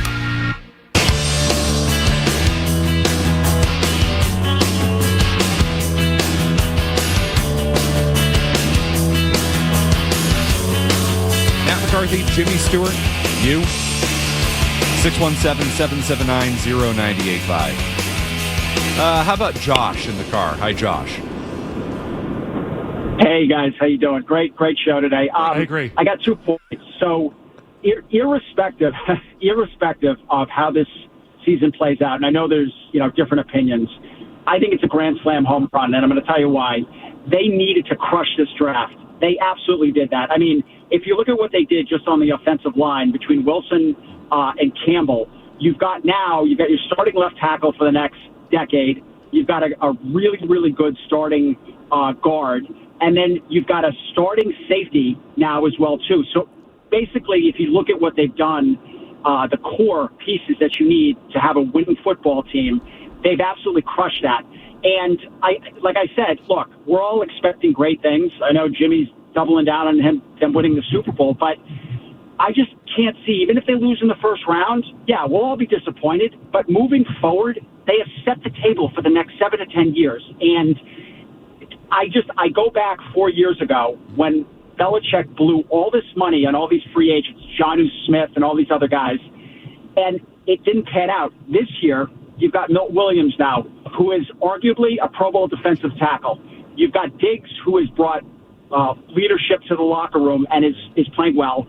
And I just think that the whole program is a success. Anything other than that, I don't think people are looking at this the right way. Undeniably. So Josh agrees with me. Yes. Josh agrees with me. The program is on an uptick, but if they exit early, it's a failure. Well, no, he said that even if they exit early, he'll be okay with that. No, that's not what I heard. Well, I mean, that's See, I'm being that's like a caller right now, Yep. and I'm saying, well, I heard this, so this is what I'm jumping off So of. the caller's right in... Josh is his name. I want to give him proper credit. They've fixed the program.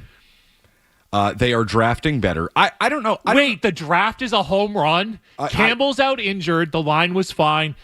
Jared Wilson is out injured. The line is fine. I'm not convinced Henderson the has safety been play. great. Yep. Kyle Williams has 5 catches. Mm-hmm. So that's the kicker I wanted to cut after the Miami game.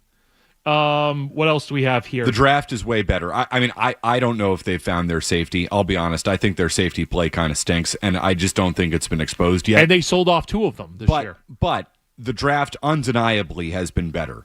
I don't know if Campbell's a good player. I don't know if he's a great player. I don't know if he's ever going to be a top 5 left tackle in the league.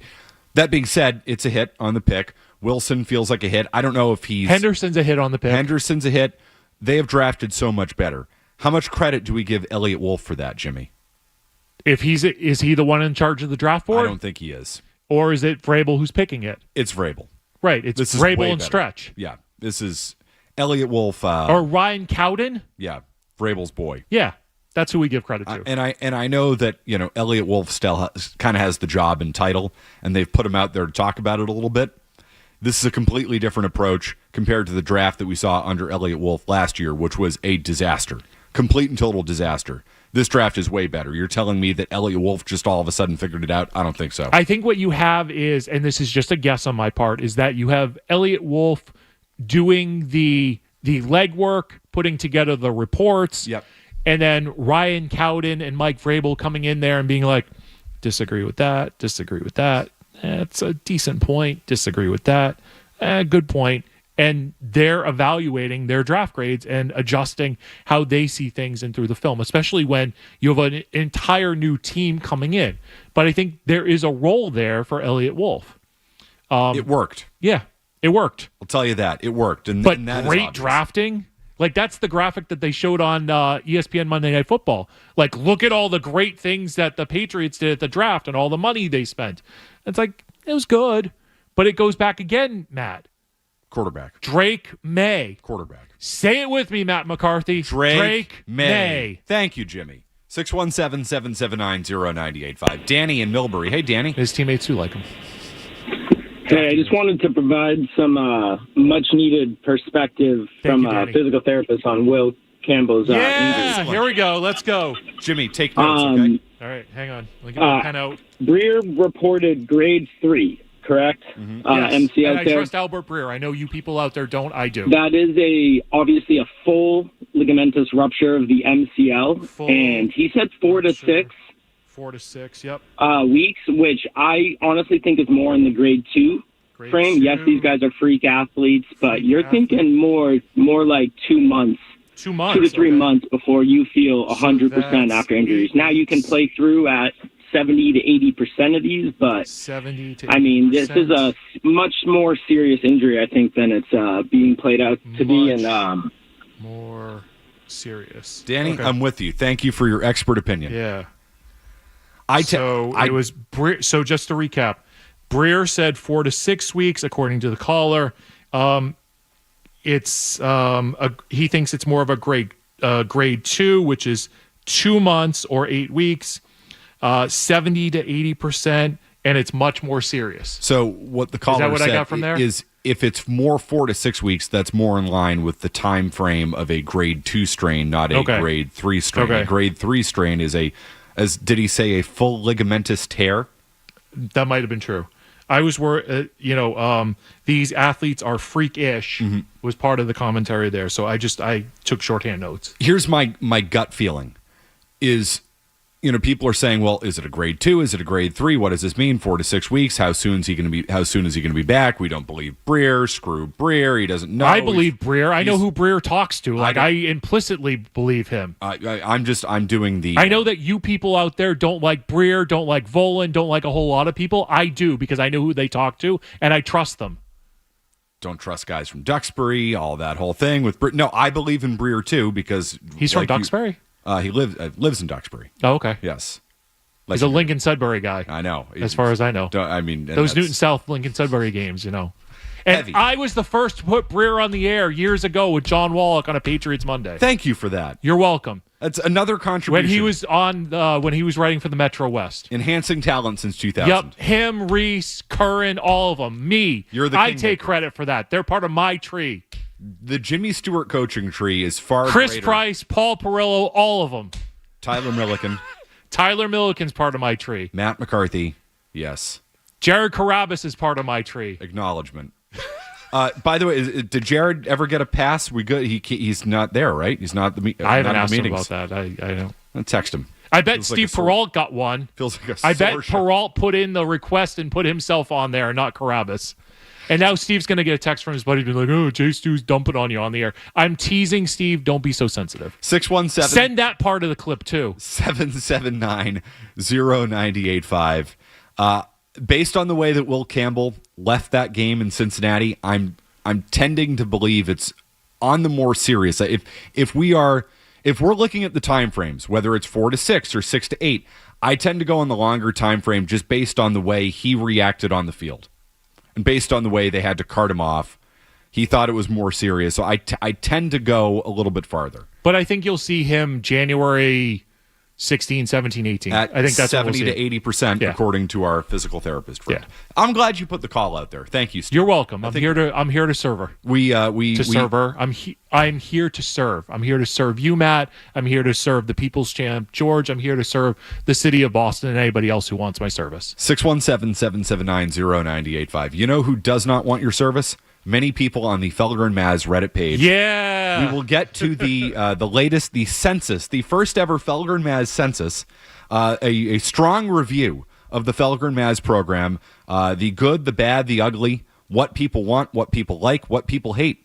We'll break it all down next, and then we will get into the Red Sox as well, and some of the reporting coming out today as the winter meetings begin. It's Matt McCarthy and Jimmy Stewart here on the Sports Hub.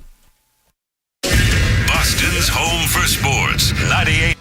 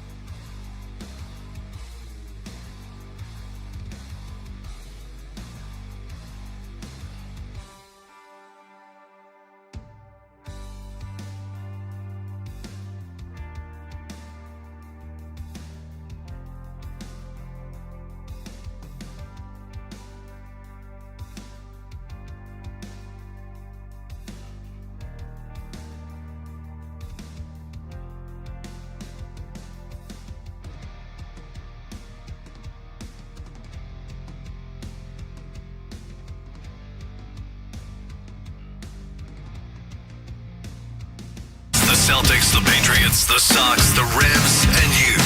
We're Boston's home for sports. 98.5 The Sports Hub.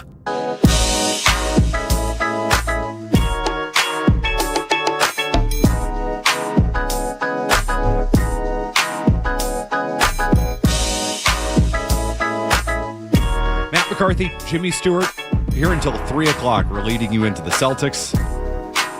Are you getting in the zone there, Jimmy? You're doing some type of like meditative thing? It's yoga poses. Okay. So we're doing yoga poses to relax everything, loose the tension, so that we can, when we go through this Felgar and Maz survey, I'm in a good, peaceful place. I can take the good, the bad, and just be at one with myself. There's a lot of good. There's a lot of bad. Yes. You took a bit of a beating. I did. Deservedly so. I did the survey myself, and I gave myself 1 star. I would have given myself 5. I should have. I do check the Felgar and Maz Reddit page. It's a great read. I might become a commenter. You'll see me in there. I'm very easy to spot because you know what my Reddit name is? Matt McCarthy. Matt McCarthy 98.5. So you'll find me in there. I just happened to be busy this past week, and I missed my opportunity to vote. I will be voting next year. I would have been the comments saying more McCarthy. He's great. He's the man. He's awesome. So I'll just add those comments in. This is my addendum to the Felgar and Maz Reddit census, is that Matt McCarthy brings a ton to the Felgar and Maz program when he fills in, and he should be on it more. I agree. Okay, there we go. But the cool thing from my perspective is that there's like over 1,000 people in this Reddit, so it's a good sample size, right? It's actually pretty scientific. They did a nice job. There were 800 plus respondents, so it's something that like I take seriously, as opposed to it's like the same 10 trolls on Twitter who are probably run by the same person, who are like, "Oh, your show blows." Like, okay, you don't like the show. Fine. No problem. Thanks for listening for 2.5 hours. Appreciate you. That's a high engagement rate, too. They've got like 1,000 people in the Reddit, and 800 took the survey. Exactly. It's amazing. That's incredible engagement. Yeah. Good for that Reddit page. So this is why seriously. I take this Reddit page seriously. No. And I hope that they clip the video and they put it in there. I have not commented on the Reddit yet. When I do, it'll be impactful, hopefully. Should we start with the average ratings of the Felgar and Maz program? Yes. Do you want to do that? How you all are judged? This is in a 1 through 5 rating. Yep. Should we do that? Yeah, let's do that. Mike Felgar, 4.4. Which was number 1 overall. Tony Maserati, 3.4. Not great, Maz. Big Jim Murray, 3.9. That's pretty good. Strong. And see, the key part of that one, Matt, is he had 369 people who gave him 5 stars. So it's like when you get the first place vote in the MVP voting, that's the most important thing. Your second place votes are not going to be weighted as heavily. So there are more people like Felgar of the 825 respondents got 517 5-star reviews. That's 62.7%. Maz got out of the most, he got 30% as a 4-star average rating.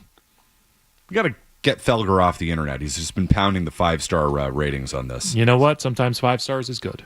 Jim Murray, again. Most times 5 stars is good. Again, 3.9 for Jim Murray. Jimmy Stewart, your average rating, 3.0. And that is the most. I got 24% 3 stars. But see, the thing that I appreciate about this is I'm balanced across the board. Yes, you are. Right? So everybody either feels good about me and likes me or hates me like poison. Yes, you have. So I'm for it. 186 5-star votes, 161 1-star votes. Right. Of which you were one of them. Yep. So hence I gave myself 1 star. Right in the middle. And but it's good balance. This is the biggest rating I have a problem with. This is where the people of the Felgar and Maz Reddit chain got it wrong. Kevin Majori, average rating, 3.0. I have a theory on this. So that people don't know Majori enough. Right. We're just learning within the last 6 months about Kevin Majori. And the that's more why we learn, the more you're going to like. Yeah, I agree. Which is why you should stay tuned until 2:20 today when Majori's going to join the program. He's going to break down the Bruins. And I say this, Kevin Majori is the best producer in the building. It's not even a question. He can do everything. He's well-read on everything. He's great. And so if we do this a year from now and there are 777 respondents, we do this thing a year from now, he'll be closer to 5 than he is 2. I would agree with that. The people love Bedard. Bedard got a 4-star rating. And I don't know why. Favorite segment. I kid, Greg. I kid. Well, the people love him because the favorite segment, as voted by the Felgar and Maz Reddit thread chain subreddit, is that what they call it? Yes. I'm obviously not very good at Reddit. 51% say Bedard's weekly appearance is their favorite segment. You skipped one person, Paul Perillo, who had a 3.72 rating. Mostly 4 stars and 5 stars. Gasper got a 3.8. He had Paul Perillo had over 60% of 4 or 5 stars. Perillo strong ratings, Gasper strong ratings at 3.85.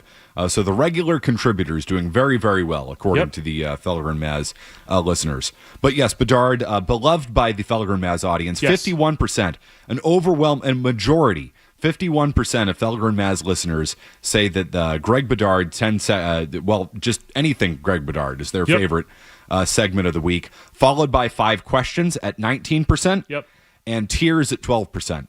So more grab ass, more forced Felgar fun, according to nearly 20% of respondents. So interesting that you talk about the grab ass, because one of the questions was agree or disagree. I wish Felgar and Maz did more grab ass. And 55% disagree. And the rest agree. So it's split down the middle as to what the audience wants almost. Some people like licorice, other people don't like licorice. And some people really like licorice. And those are the 20% of people who want more 5 questions. This is the most interesting response to me, Jimmy, in the entire poll. What teams do you like talked about the most? And I think this is kind of more in line with what we would get from Channel Media and Market every year, and it kind of tells you about the popularity of each team. Mm-hmm. Obviously, the Patriots are number 1. 72% they run away with it. George, have you seen these responses? No, I have not. I did try to take a peek, but I did not click on the survey. Who do you think people want talked about the second most in this town? Ooh. Yesterday we posed the question, who's the most authentic Boston athlete, and 90% of the callers were Bruins coming into to Leroy and Cerrone. So I would venture to guess that the Bruins want to be talked about second most. Jimmy, to go out there. I know you know the answer. What would have been your guess leading into this? I would have thought Celtics. I would have hoped Red Sox because Maz is part of the show. Mm-hmm. I was actually shocked at the answer that you're about to give. I'm not shocked at this, because I've taken Red Sox calls for a year and Red Sox fans are back. Yeah. What teams do you want talked about the most? The Red Sox, number 2 in town. After the Patriots, they get it right. According to the Felgar and Maz audience, they want more Red Sox talk, and they want less Celtics talk. The Celtics are a distant 4th. So again, Patriots at 72%, the Red Sox at 14%. That's good for second place. Bruins right behind them. Bruins fans are always, they were always passionate about it. Bruins fans, 3rd, 12%. And the Celtics, it's a distant 4th. I don't even think they give you the actual number because it's not broken down on the pie chart. But 2%. The Celtics are a distant 4th right now in what fans want talked about most in this. So it's probably because of how the Celtics talk is presented, right? Mm-hmm. So it's Felgar yelling about, oh, I don't like your team. Oh, your team play stinks. Oh, your coach is bad, and Celtics fans can't handle it, so they don't like it. It might be a little of that. I have a different theory. Okay, I'm here for it. I think the NBA is down, and I think the Celtics are down, and I think frankly they're a tough watch. And the Tatum factor, so they have been better. Exists. Yes, they have been better. But I tuned in the other night for what should be a good night in the NBA. And if I had paid dynamic pricing to go to Celtics Lakers and I get that product, no LeBron, no Luka, no Marcus Smart, a non-competitive game. I tuned in the night before, and Jaylen Brown, thank God he's okay. With the bubonic plague or whatever Jaylen Brown had that prevented him from playing Thursday night in Washington. It's a miracle. It's miraculous. Jaylen Brown is healthy and was ready to play on Friday.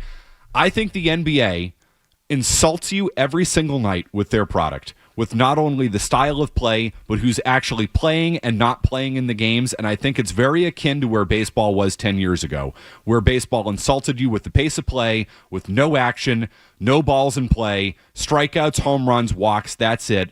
And baseball has started to turn it around, which is why I think people want the Red Sox talked about more. I think it's actually directly connected to what both of those sports are giving you right now. I'm telling you, the NBA is down. People are rejecting the product. And to be total, I mean, you tell me, what sport do you guys think you talk about second most on Felgar and Maz? I think it's baseball. You think it's baseball? I think it's baseball because of Maz. Okay. I so think are you encapsulating the baseball hour into that? No, but I do think that there are times where in our email chain, Felger will be like, Maz, what do you have on the Red Sox? Yeah. And so that automatically, because Maz is the baseball guy, right? And he's more than just the baseball guy, but he's the baseball guy. He's outstanding on it. Right? See, as a listener, I feel like you guys talk about the Celtics the second most. And that might be a perception thing. I think it's probably because when we do talk Celtics, it's probably an hour-long bitch session about something. Yep. As opposed to the Red Sox segments are usually like cleaner, like, 3 o'clock, 3:20, and then it's whatever the call Tom and Quincy calls in, whatever the engagement level is from there. As opposed to the Celtics, it's like, no, we're yelling and screaming about the Celtics for an hour. It's treated more like a lead topic when it's discussed about compared to hey, let's get a Red Sox breather. Yeah. Let's get Maz's thoughts. He's here. Yep. Yeah. So I found that's the most fascinating response that I found. It's like, wow, people do really want more Red Sox talk. So I think the Red Sox are more interesting right now. Well, I would agree with that too. And I think your points about the NBA are very valid because the schedule could. I heard your whole rant about consumer fraud the other night, and it is.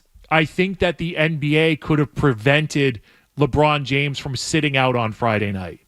And that's easy, is that you look at the games that Amazon wants, the games that NBC wants, and you don't have them the second of a back-to-back. And even if it means that the NBA season starts, quote-unquote, October 1st, like when the NHL starts. Say you have a start date of October 1st and an end date of June 20th, right? Like that's how you map it out. But you get enough time in there so that, like, one thing I've always heard is coaches complain about not enough practice time. So you build in those days, but Celtics-Lakers should be 8 o'clock Friday night, 8 o'clock Saturday night, Sunday at 3:30, right? Like the Celtics and the Raptors are playing today at 3:30, right? Pre-game at fastest 30 minutes in the NBA at 3 o'clock today with Grandy and Max. Support the artist. Listen on the radio. But you should have that in a featured spot, and you should have nothing around it to prevent your star players from being involved in that. That could have been LeBron James's last trip to Boston, and there should have been a moment for it because LeBron James, greatest point shaver in NBA history, all-time leading scorer, like amazing talent.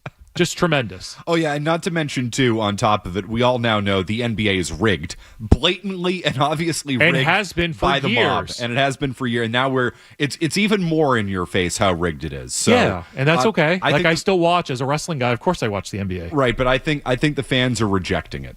So I think so, too. I think the 3-point math is one of the biggest problems in the sport. And I don't know how you fix it short of taking away the 3-point line, short of shortening quarters, short of the shot clock goes from 24 to 16. Like, I don't know how you adjust the pace of play. I talked to a Celtics player recently about how they would like to play the game, and they want to move it with more quickness, but they have to read X, Y, and Z and see what the defensive coverage is before they can move with more pace. That's why a lot of times you see rebound, push the basketball so that the other team's defense can't set up. And sometimes there's a look and they think that, well, there's two defenders back. I have an open 25-foot 3-point shot. I can make those wide open. I'm going to take that chance. And we all groan because it's like, oh, well, Could you drive to the basket? Well, if there's no trailers, there's no offense, and it's a 1-on-3 instead of a 1-on-2, and the best shot is the one that you take with 20 seconds left on the shot clock. Right, but do the fans want that? No. So that's the thing, is you have to give the people what they want. That's kind of the interesting thing about, a survey like this, is you find out what people want and what they don't want. But I think that would help the NBA, is that change the shot clock a little bit, but then your scoring records become in jeopardy. And there's all these other layers to the league long term, whether it be scoring records or defensive records or pace of play stuff, all that stuff, and that's all mindful of why the NBA just kind of stays as it is. So is there anything else you want to get to with the Felgar and Maz Reddit chain or the poll, or are you guys going to get to that this week? The comments are brutal. Oh, they are tremendous. And they're tremendous. I'll just read you a few before. Oh, wow, we're way late. That's okay. It's a Sunday. Let's see. This is normally a Joe Murray slot. There was a great comment. No athlete interviews, please. I agree with that. Where's the one? Oh, here's what it is. Here's my favorite comment of the entire thing. Quote, less J. Stu chiming in and derailing segments, unquote. Agree. 100% agree. So what I would tell you to this commenter is, one, I have been better about this over the last few months because I do talk too much. But when a talent prompts me with a question, I'm going to respond. I'm going to try not to derail segments, but I'm going to respond if a talent asks me a question. I disagree with this commenter. I want more J. Stu, which is why we have you here for 4 hours today. But no, again, I was just the one who answered my phone this morning. No, you just, and I'm glad you did. It's my job. It's our job to give the people what they want. That person just doesn't know what they want. They would miss you, Stu, if you were not chiming in as much. One other thing. I enjoy when people fill in for Big Jim. 61% disagree. So sorry about that. J. Stu chimes in way too much. His voice is like a word I don't like to use. When he tries to be funny, I know I'm not funny, or sound like Felgar, it never lands. He should just focus on producing, and I will tell you I'm the second best in the world at that. And stop giving his 2 cents because nobody wants it. And what I would say is, well, the talent asks for it sometimes. I want your 2 cents on the Red Sox because the people, the data shows less Celtics, more Red Sox talk. We will do that. J. Stu, McCarthy, and Dendero suck. I always change the station when I hear them. I mean, I don't necessarily disagree Which about is that. why we work so well together. Correct. Yeah, it's just two guys. I'm not going to go. We're going to get, I almost said something very bad. Very, very bad. Quick update, and then we will answer your prayers for more Red Sox talk. Reporting coming out as the winter meetings begin today. I know Jimmy Stewart has a lot of intel. We'll get to all of that. Quick update, no commercials here. Enjoy your weekend. From the Telfair Tire Studios, WBZ FM and HD1. It's not just the games. It's Toucher and Hardy, Zolak and Bertrand, Felgar and Maz, Joe Murray. For Boston sports fans, it's 98.5, the Sports Hub. Beasley Media Group Station.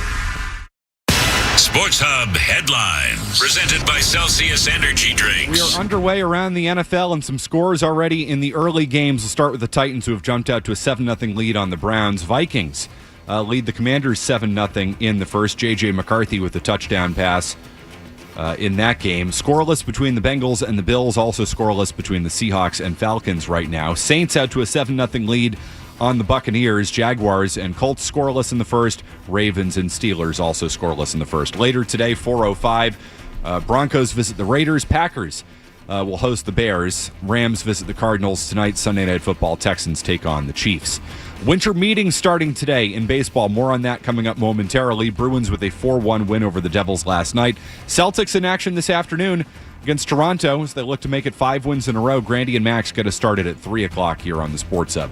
Headlines are brought to you by, wait for it, Valvoline Instant Oil Change. Enjoy quick and convenient vehicle maintenance this month. Visit NewEnglandOilChange.com for 15% off your drive-through oil change at Valvoline Instant Oil Change, the official oil change of busy people. I'm Matt McCarthy. I'm Boston's Home for Sports, 98.5 The Sports Hub. Your next update at 2 o'clock.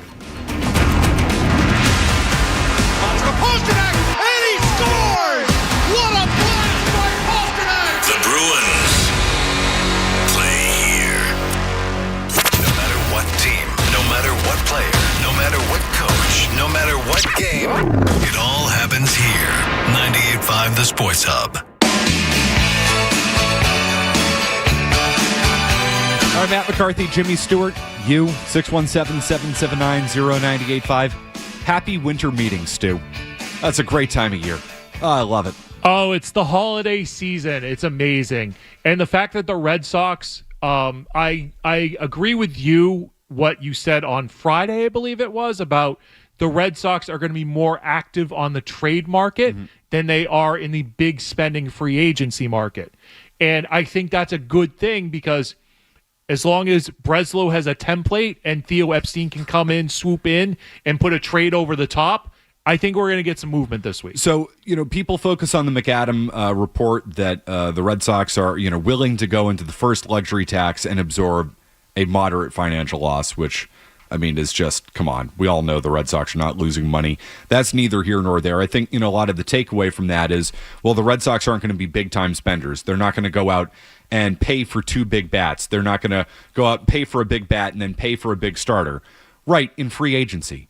But there are still many, many ways for this team to improve, even if they're not going to spend what you and I and everybody else wants them to spend, and they should be spending. So I don't want to let John Henry off the hook on that. The Red Sox should spend at least what the Toronto Blue Jays spend, and they probably won't, and I'll criticize them for that, but we're not going to change it, so it is what it is.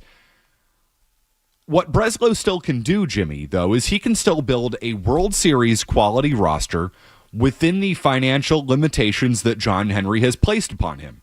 And he can do that via the trade market because you can get young, cost-controlled, you're not going to pay top dollar financially for some of, for really good players. You just have to be willing to part with prospect capital to do it. The Red Sox have the prospect capital to do it, and they do have a general manager who I think is willing to do it. This is not Chaim Bloom. We should not compare Chaim Bloom and Craig Breslow and act like they are the exact same. Bloom would never in a million years part with his precious prospects to improve the big league team. Breslow has already proven a number of times that he's willing to do it, most notably by trading 2 of his 5 prospects for Garrett Crochet and then paying him. So he's willing to do that. But those weren't his prospects. The Montgomery kid who they drafted was a guy that they kind of didn't want, but they kind of did. And then that was that. So he traded Teal, who was not his prospect. He was one of Bloom's precious. We understand that. But okay, there are a lot of guys in the system who are still Bloom guys, and Breslow's going to be willing to part with them. But to your point, Jimmy, he has already parted with 2 of his top 10 prospects who were his own guys. Braden Montgomery last year for Garrett Crochet, and he traded Brandon Clark for Sonny Gray. That was one of his draft picks. But those aren't moves that hurt him, right? They have a surplus of outfielders, and they have a surplus of pitching, we think. Okay, but so they haven't made that move that hurts them yet. But they have a bunch of guys who they can trade that, maybe it won't hurt them, but it's going to make their team better because they have a surplus of pitching, because they have a surplus of outfielders. A lot of reporting from pretty much everybody over the last few days that the Red Sox are talking about their outfielders, Duran and Abreu. Good. You should be talking about both of them. There's a reason why, to me, they've stockpiled pitching. Everybody's focusing on the Breslow comments that were good with pitchers 3 through 10. And then they went out and added 2 more pitchers who slot into slots 3 through 10. But so they what also, are you doing there? They had to do that because they got rid of Dick Fitz and Brandon Clark. And the password. And the password. Who is a better nickname than a baseball player. Oh, absolutely. Tremendous nickname. And I think that he was offered as part of the Joe Ryan negotiations. And the Twins are like, no, I'm good. We're good. We're all set with that. Did the Twins want a guy like Oviedo instead of Garcia? And my sense is, and typically, Jimmy, and each team's going to vary. Yeah. What's more valuable, a pitcher or an outfielder? It's a pitcher, definitely. In a trade, no doubt about it. And pitching is like running backs in football. You need it. You need high-end pitching, but they're disposable. They could go down at any time. Right. So that's why you always need pitching. In trade negotiations and in baseball, pitching is currency. Yep. And that's why Breslow has added more pitching since the beginning of the offseason, because my sense is over the course of the next few days, you're going to see him move pitchers. Yep. Connolly Early might get traded. Peyton Tolley, I don't think is going to get traded, but it makes it a little bit more palatable to trade Peyton Tolley, Connolly Early, Cutter Crawford, Luis Perales, and those are slightly different pitchers that I was mentioning. I'll tell you this from Brian Bayo. I'll tell you this from somebody I believe has some good currency around Major League Baseball. This person's feeling is if Peyton Tolley gets moved, it's for Tarek Skubal. Okay. And that is one of the few trades that the Red Sox would put Peyton Tolley in, is for Tarek Skubal. Good to draw the line because he's your number one pitching prospect, and you can get it done for less. You would have had to give him up for Joe Ryan at the deadline. I believe that. I know you believe that. You probably don't have to do that now. Now, the Twins might not move Joe Ryan, but you probably don't have to move Peyton Tolley in a deal for Freddie Peralta because there are a million guys who are going to get dealt this offseason. That's just the way it is. So the prices are not as high in the offseason as they are at the deadline when it comes to prospect capital. I mean, Carabas said on Section 10 that the Nationals wanted Peyton Tolley for Nathaniel Lowe. Mm-hmm. And Nathaniel Lowe got released, and he ended up with the Red Sox anyway. Yeah. So that's how stupid the deadline prices are. I had heard. But if the Red Sox were in it to win a World Series, and Nathaniel Lowe was the piece that put them over the top, you pay that price. You in the same way, when Theo traded for Chapman the year the Cubs won, traded Gleyber Torres. Yes, was one of the top prospects in baseball. It was Gleyber Torres and somebody else who came out to be pretty good. Wasn't it Frazier? It might have been, yeah. I thought he was with Cleveland. Frazier might have been involved in that, though. But the bottom line is that if the piece there is going to put you over the top, then you do it every time. The Red Sox I thought they could have made the World Series, or at least ALCS would have been acceptable for me. So you don't do it there for Nathaniel Lowe, but you do it for Tarek Skubal. You do it for the known ace. Joe Ryan's a good number 2. Yes. And I think in the moment, we all overvalued him because he was the name that we kept hearing. And so today, am I glad that they didn't trade Peyton Tolley for Joe Ryan? Yes. In the moment, because it's this is the number 2 starter. This helps you down the stretch. This helps you for a playoff run now. Yes, I would have done Joe Ryan for Peyton Tolley. If they had Joe Ryan, do you think they beat the Yankees? They should. I do, because Brian Bayo's not starting game 2. He's Ryan's starting game 2. And you win game 2. Is Brian Bayo here a week from now, yes or no? No. Let's get into that. And maybe it's January, not the end of the month, but I don't think Brian Bayo is on the opening day roster. All right, a lot of reporting today, including connecting the Red Sox to Catel Marte, who I know you've been hot on, Stu, as well, going back to the deadline.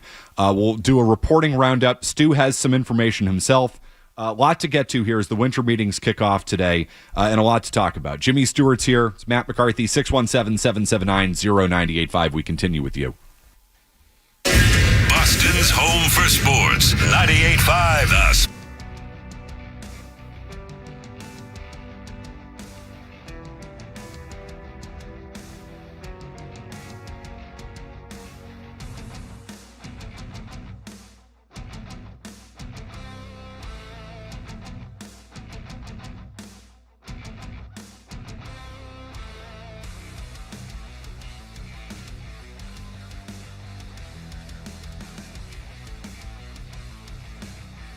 The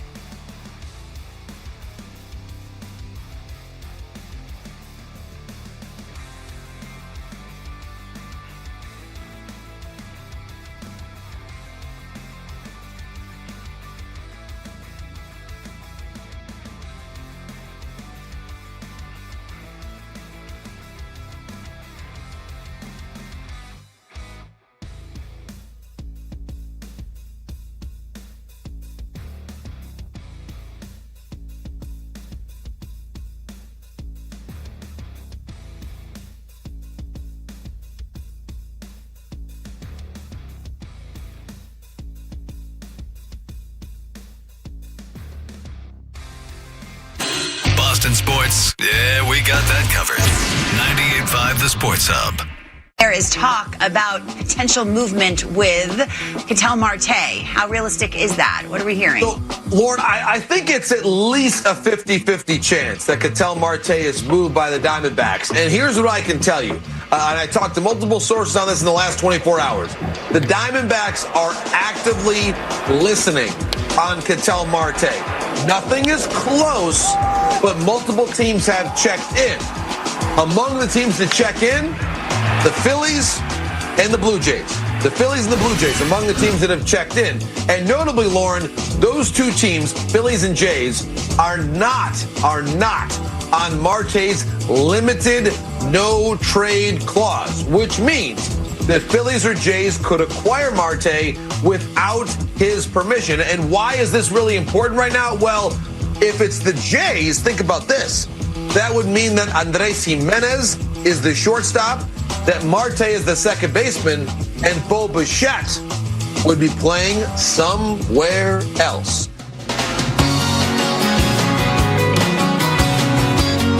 John Morosi, MLB Network on Catel Marte. I believe everything Morosi's ever said. I mean, especially the Shohei Ohtani's on a plane to Toronto. I remember him basically insinuating 2 years ago at the trade deadline that Roman Anthony was about to get traded. So he's been spot on many times. John Morosi, spot on. That being said, Jimmy, Matt, every once in a while you have a swing and a miss. He's had a number of them, many of them. I mean, the best hitters in baseball hit 300. Got that right. Yeah. So that's 7 misses out of every 10 swings. John Heyman's had some misses too. Arson Judge, most notably. That being said, and we all know Heyman. And Woj always had a miss or two here or there. I know everybody thinks Woj is like the greatest of all time. No, he missed. Everybody has misses. Yeah. Rosenthal, Passan. I mean, all of these guys, they have misses. So, I mean, it's the lying season, and you have to take it all with a grain of salt. That being said, Heyman, and anytime it comes to free agency stuff, I'm careful with Heyman because we know of his very close relationship with Scott Boras. I'm more interested when Heyman starts talking trade. And trades, I'm telling you right now, that's going to be the key to the Red Sox offseason. I do want to go back real quick to a Buster Olney report from Friday, where he said executives report a ton of trade talk going on right now, with some front office types saying teams are more open, more willing than in recent years to discuss a range of players. This offseason is going to be defined by trading activity, not activity on the open market, especially for the Red Sox. John Heyman this morning has connected the Red Sox to Catel Marte. So the Red Sox are showing interest in Catel Marte. They're among the teams interested in him. Gives them another star option after incumbent coveted Bregman and Bichette. Mariners, Pirates, Rays, Tigers, Jays, among others that fit Marte.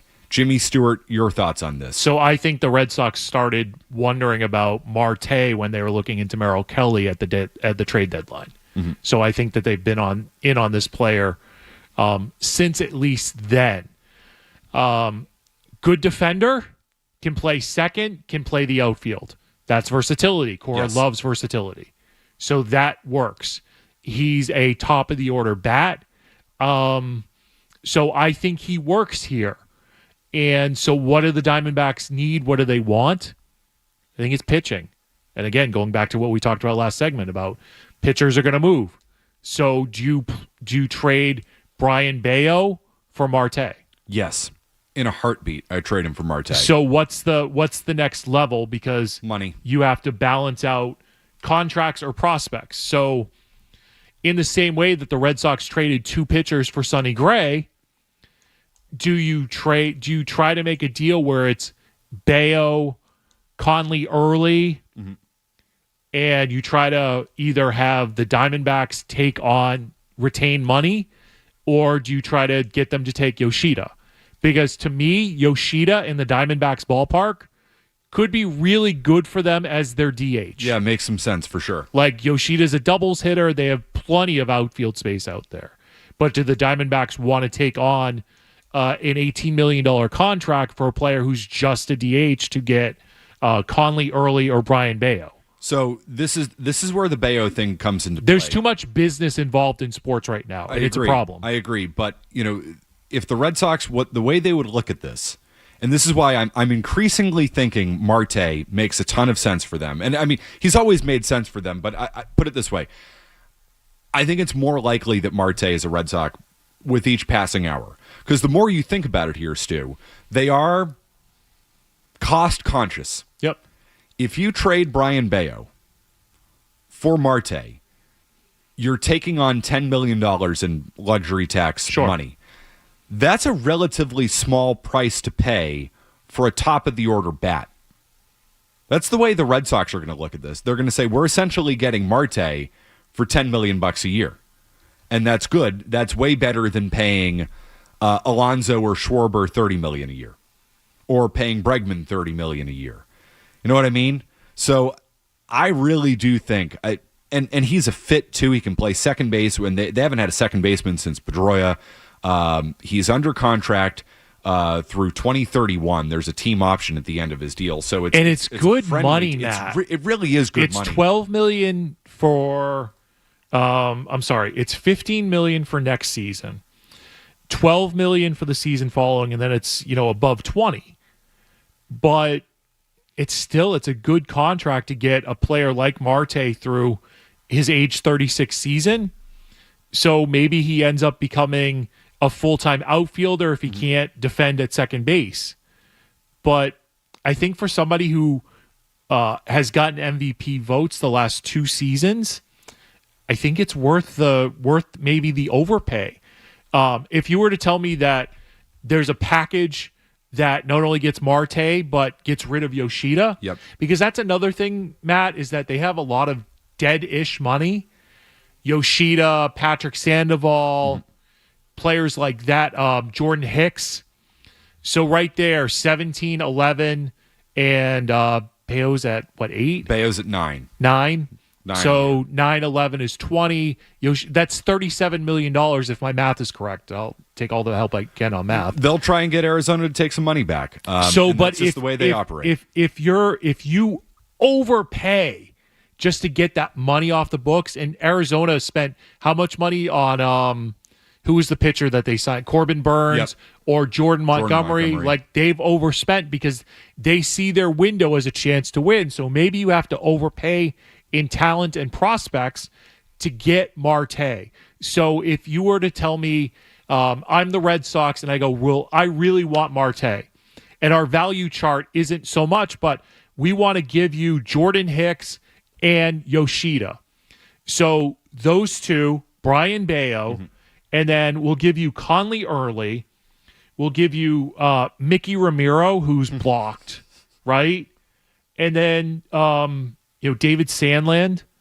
And you end up trading a 6 for 1, but you're giving up money, but you're also giving up prospects that could impact the Diamondbacks organization that aren't going to necessarily impact your organization. The money stuff. Are you hearing any of this? This feels a little informed that they would try and use a Marte trade to try to get some money off the books or make the money match. I think it's important that they send out money to be able to bring in money. I think that's just the way they operate. And that's the Boston Red Sox. And you go to the on-the-record reporting of Sean McAdam, who is like, they don't want to take a loss. They don't want to take a marginal financial loss, which I don't believe that they would be in a situation where they would take a financial loss under any circumstances. Agreed. But let's play within their rules right now. So you have to get rid of Hicks, Yoshida, Duran's contract, Bayo's contract. If you don't think that Duran is a top-of-the-order bat, well, let's move on from that $7 million. If you don't think that Bayo is a number 2 starter, let's move on from that $9 million. And we'll try to get more impactful players, because that's something Breslow has said on the record. He was asked at one point, I don't remember if it was at the GM meetings or more recently with the Sonny Gray press conference, or if it was with TC and Alex Spear on the 310 to Left podcast. But there was a comment made about Brian Bayo pitching like a 2 in spots, but having struggles in other spots. So that translates to me postseason evaluation where Bayo could be a 2, but we're not expecting him to be a 2. And now in sports, it's about what do you expect a player to be, and if they don't expect him to be a full number 2 for 30 starts, 25 starts, they're going to move on and try to expect somebody else to be a number 2 starter. I don't know if that's so analytically driven, though, or if that's looking at Brian Bayo and saying, $1 million arm, 10-cent head. And he goes in the Yankee Stadium after having, a great year, but he kind of falters in September as the weather starts to get a little bit colder. And then he goes in the Yankee Stadium and he gives us 28 pitches and we have to pull him. That's more of I think that's more of an evaluation of the intangible factors. The same argument could be made with Duran. Well, look at what he did. Had this amazing season last year, previous, and then now he's a platoon player. And he had 33 negative plays by the J-Stu scoring system. Might honestly be low. I don't know if you judged him and I know that enough. I got into a fight with Twitter on one of those analytics persons. He's not a good fielder. Yeah. I know the range says he's great, yet because he runs really fast. He doesn't actually catch the ball when he gets there. He gets to it. He doesn't catch it. But this is the problem with the Red Sox evaluation of defense. Cora is on the record as saying, there are teams around the league who think that we're elite defensively. Sneaky. The most concerning comments that have been made about the Red Sox in the last year is Cora, the night in Yankee Stadium after the season ended, talking about how they were better defensively. He followed that up. He doubled down on it on the Section 10 podcast, the Steve Peralt podcast, as I know you call it, Stu. They all work around Steve's schedule. So they're not concerned enough about their defense. No, because their idea of good defense is getting to baseballs, but necessarily not fielding them. There was a scenario where David Hamilton might be a starting player because he can get to baseballs, and if he can field it, great. But if not, Roman Anthony, I think their analytics tell you, can play right field. I don't think he's a right fielder. I think he's a left fielder. And I think there's a scenario for the Red Sox next year where it's Campbell in left, Rafaela in center, and Anthony in right field. You think there's a chance they trade both Duran and Abreu? I do, yes. I do too. And I'm okay with it. I'm fine with that too. They've got a logjam in the outfield. Abreu might be a platoon player. And his defense in Yankee Stadium, I know he's a Gold Glover. I know he's won Gold Glove. He's won 2 Gold Gloves at this point. I'm not convinced he's as good a fielder as everybody makes him out to be. And I'm not saying he's a good fielder. Okay, he is.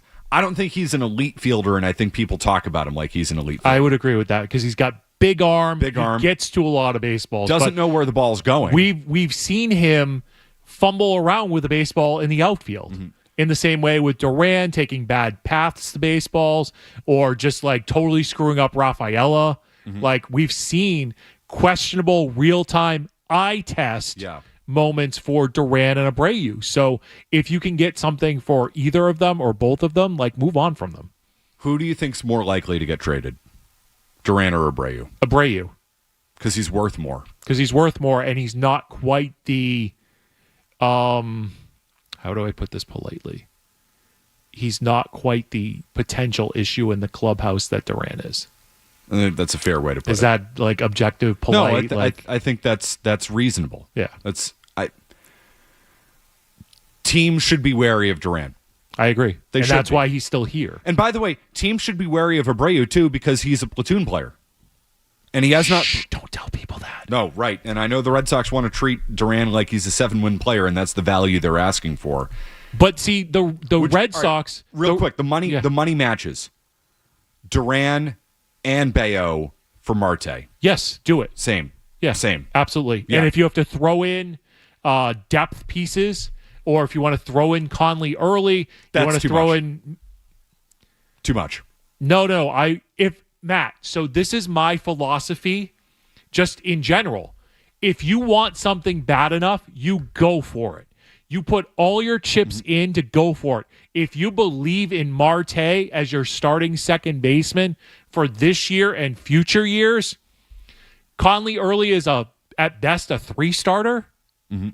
So I will take Bayo early and Abreu, and if that gets me Marte, done. You have to throw in a Mickey Ramiro or a password. And I know he went to Pittsburgh or whatever else. Like I'll tell you who I'm not trading Peyton Tolley. Mm-hmm.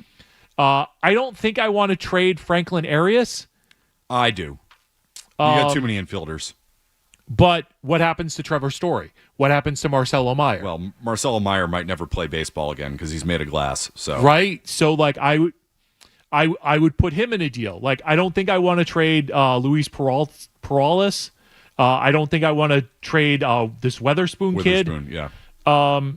Everybody else have a field day.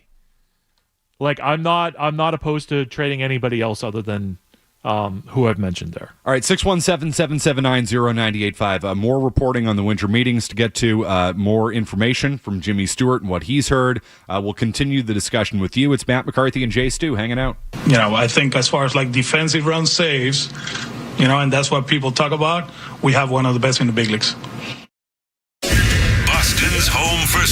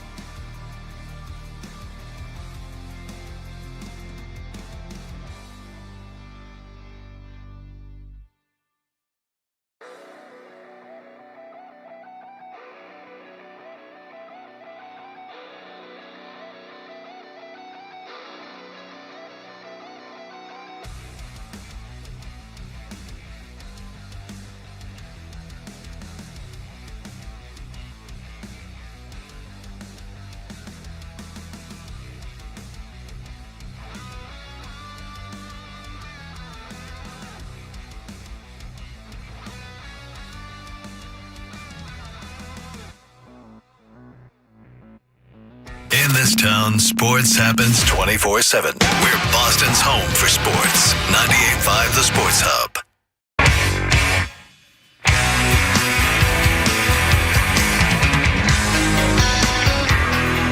I don't know why I'm saying this, but Stu, you have to be a huge Rush fan. There's no way you're not a huge Rush fan. I like enough Rush. There's something about you that just screams Rush. Rush? Rush. Oh, what a rush. Is that good enough? Yes. Is that enough of a Rush? Yes, that's exactly. Road Warriors Legion of Doom reference for you, McCarthy? Rush is good. Rush is good. One of the great super groups, I would argue, of all time, and they all can play. Neil Peart, legend. Geddy Lee. But yeah, legend. that rock era genre, yeah, that's me. Yeah, it works. But like right now, everything that I like is classic rock. Even Pearl Jam's classic rock considered. Now it is, yeah. Yeah. Pearl Jam, Nirvana, Green Day. Metallica. It's all classic rock. All at of this it. point. Metallica's metal. Is it though? I don't know. How would it be classified? Probably, I mean, You think it's probably metal? Classified, well, because classic rock, the umbrella has expanded. Oh, definitely. Yes. Definitely. I would say Metallica. I mean, it was definitely Metallica. Metal. Okay. It's literally in the name. Okay. I shouldn't be the one lecturing you about Metallica. You should be lecturing me about Metallica. They're your number one, right? See, here's the thing. Pearl Jam is my number one. Metallica is probably my number two. But here's the thing about music. Like, I enjoy going to shows, and listening to the music and just like decompressing with whatever it is. Although, classic rock decompression kind of doesn't make sense, or whatever. It puts me in a good place. I'm not going to go like, oh my God, did you hear this riff from this person? Like, I'm not going to do the sports debate with you over music. So that's actually why you're like, I like Rush, but I don't love Rush, because Rush is a lot of that. Yeah. It's like, you hear that little bass line there from Geddy Lee. Oh, that's awesome. It's great. It's, maximum. It's great. Like, I years ago went to a Pearl Jam concert at Fenway, was post-gaming with a bunch of different people. Felger? It was not Felger. Felger pre-gamed multiple times with Felger pre-game. And even so, long story, years ago, it was the night of one of so it would have been 2013. It would have been 2013, and Felger and I were in the car, and we were on our way to a show, and we were on our way back from a show. And Felger and I didn't even like break down. We were just like, oh, what a great show.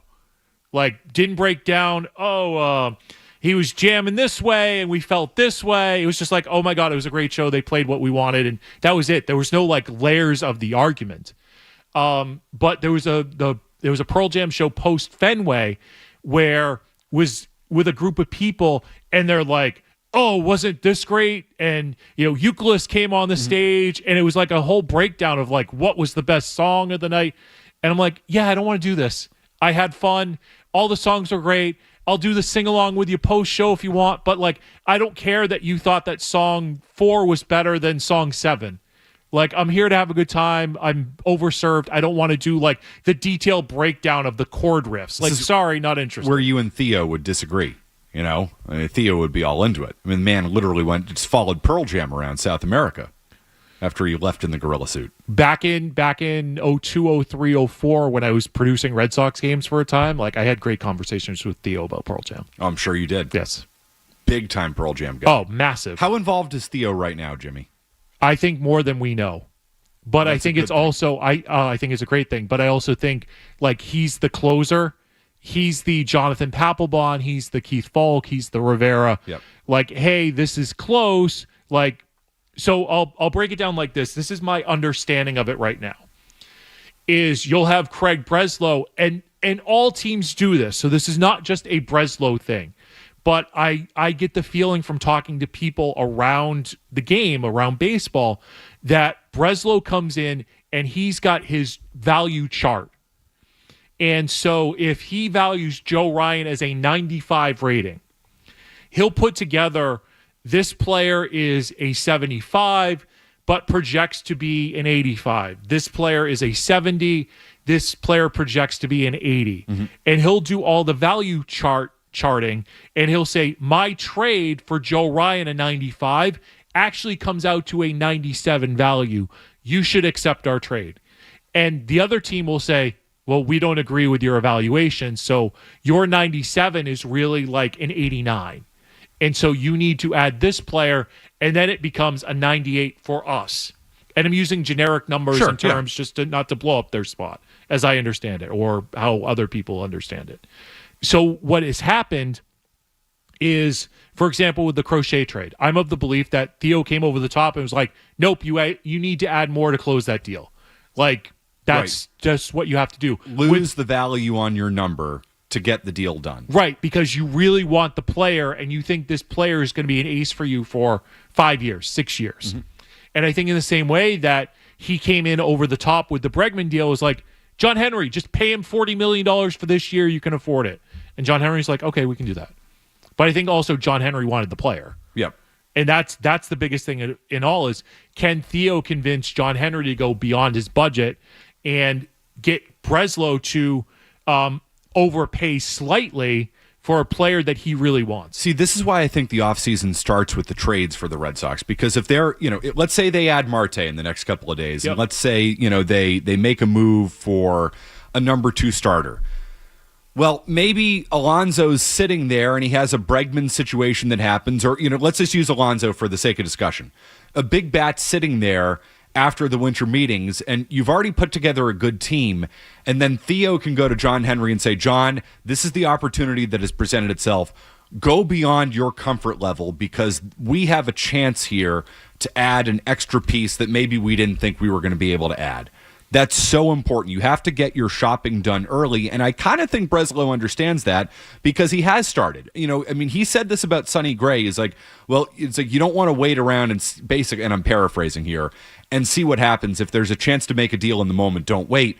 I think he learned his lesson from the deadline, where there were probably chances to make deals earlier on. He waited and then got left holding the bag. There's a layer to that. I think that I believe the Red Sox were in on Dylan Cease, and then they found out the number, and he got 7 and 210 from Toronto. Yes, which, by the way, is a crazy number for Dylan Cease, but the Blue Jays are committed to the idea of winning. So and they might get Kyle Tucker and Bo Bichette, because they have the cable company up in Canada. They have endless amounts of money, and tax be damned, which love them for it. Yeah. So I tend to believe that the Sonny Gray deal was made because they knew they were out on Dylan Cease. So the Sonny Gray thing happened 2 days before Dylan Cease was announced. They knew they were out. They made a pivot to get not a number 2 starter, but a number 3 starter. And I think that's an important thing is, I think, and I told you this before the offseason, I think I've said it on the air previously, I know, or I feel strongly, because somebody told me that the Red Sox priority was power impact pitching. Yep. And they wanted to get 2 of them. Now, Sonny Gray, numbers-wise, is a number 3 starter at his maximum. So I think they're still in the market for a number 2 starter. I agree.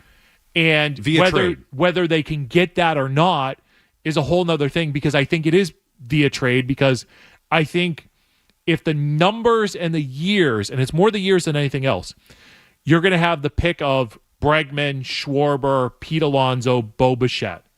And I think that's your free agent number. We're still waiting for them to use the Rafael Devers money. But as far as the free agent number, Bregman, Schwarber, Bichette, Alonso, and it might come down to more years than money. So if it's 3 years and 40 per for Pete Alonso, he'll be here. If it's 3 years and $40 million per for Kyle Schwarber, he'll be here. If it's 6 years and 200 for Alex Bregman, he won't. He'll be in Toronto. He'll be in Philadelphia. He'll be somewhere else. I don't think they're going that long with Breg. They might go that far for Bichette because he's 28. 6 years and 210 for Bo Bichette. And maybe that's a front-loaded contract because John Henry's involved with these lockout conversations. Yep. And if you're John Henry, you don't want to be giving up, you don't want to be acquiring a contract that you're against in labor negotiations. 617-779-0985. Can we talk a little bit more about the hitters market, which we haven't really gone into? I think you're right, Jimmy. That's where they're going to spend their money, on one of the bats. It's what everybody's saying. They're going to spend money on one of the bats. And then everything else they do on top of that will be how the trade market plays out. And the Red Sox should be as involved in that as just about anybody. They have the ammunition to get. They have major league players to deal. They have major league players to deal with young, cost-controlled pitchers who are knocking on the door of the major leagues. They have more ammunition than just about anybody to make a deal happen. It's all about the trade market. But let's talk about the free agent bat market. We'll do that next. It's Matt McCarthy and Jimmy Stewart hanging out. Boston's home for sport.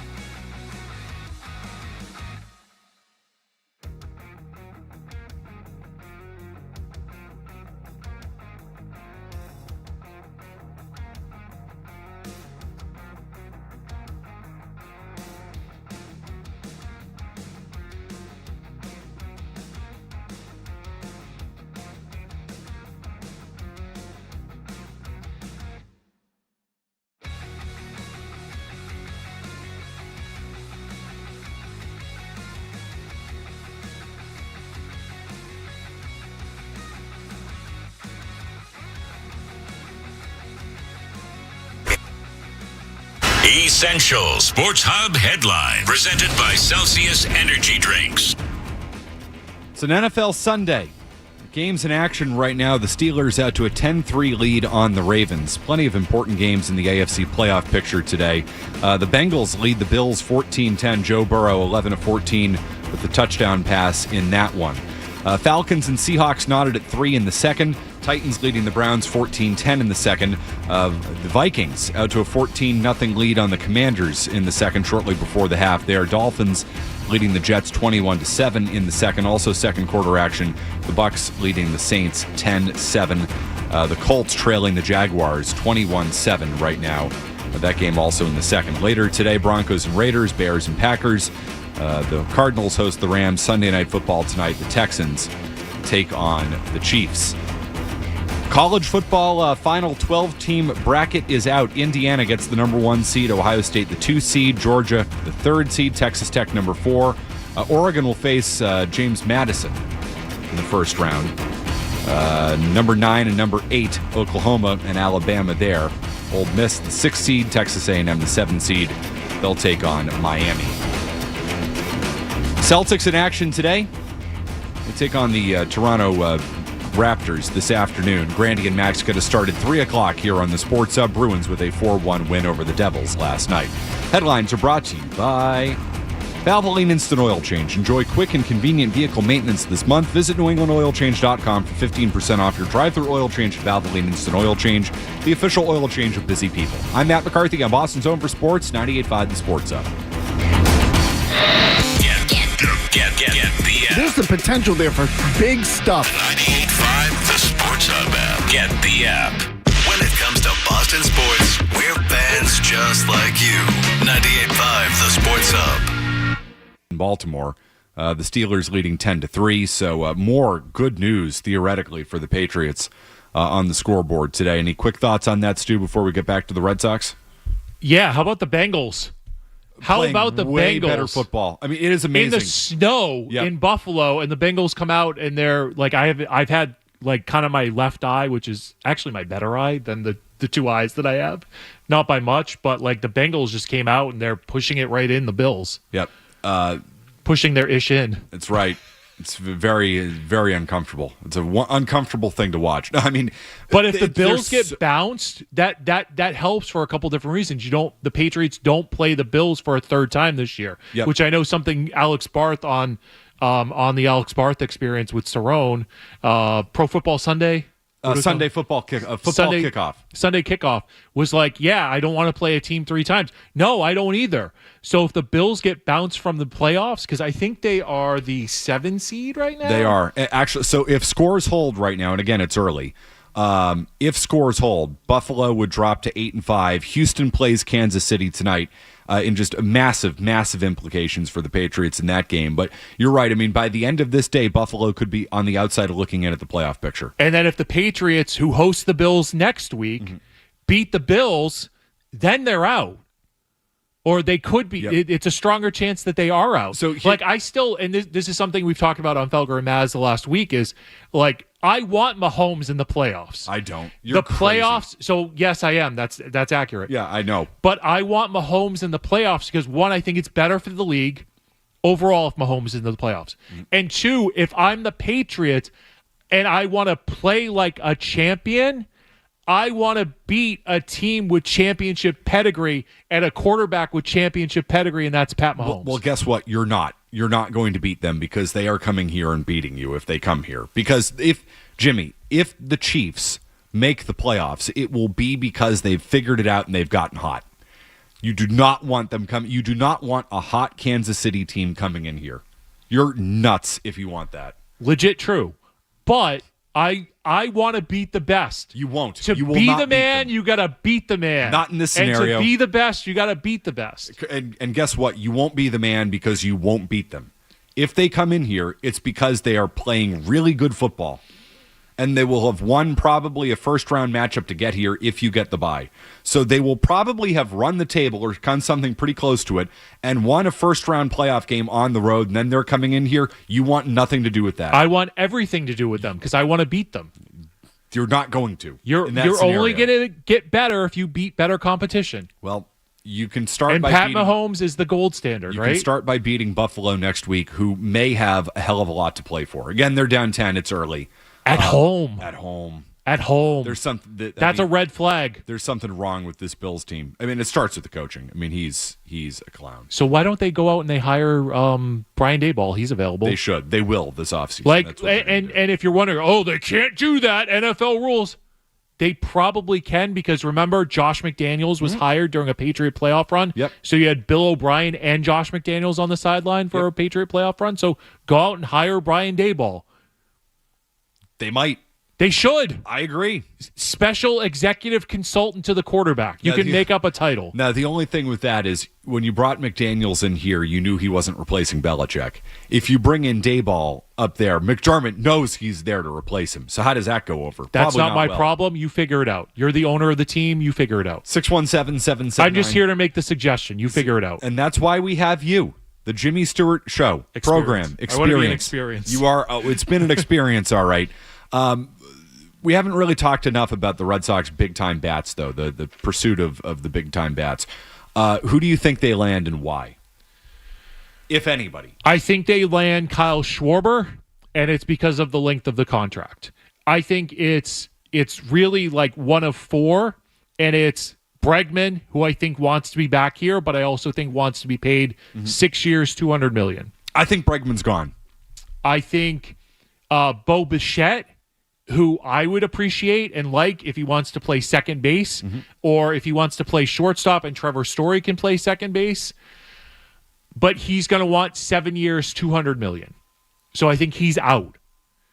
I think Pete Alonso wants 6 years and close to $200 million to play first base. I don't know that the Red Sox go 6 years. If Alonso wants 3 years at $40 million per year, I think he'd be here.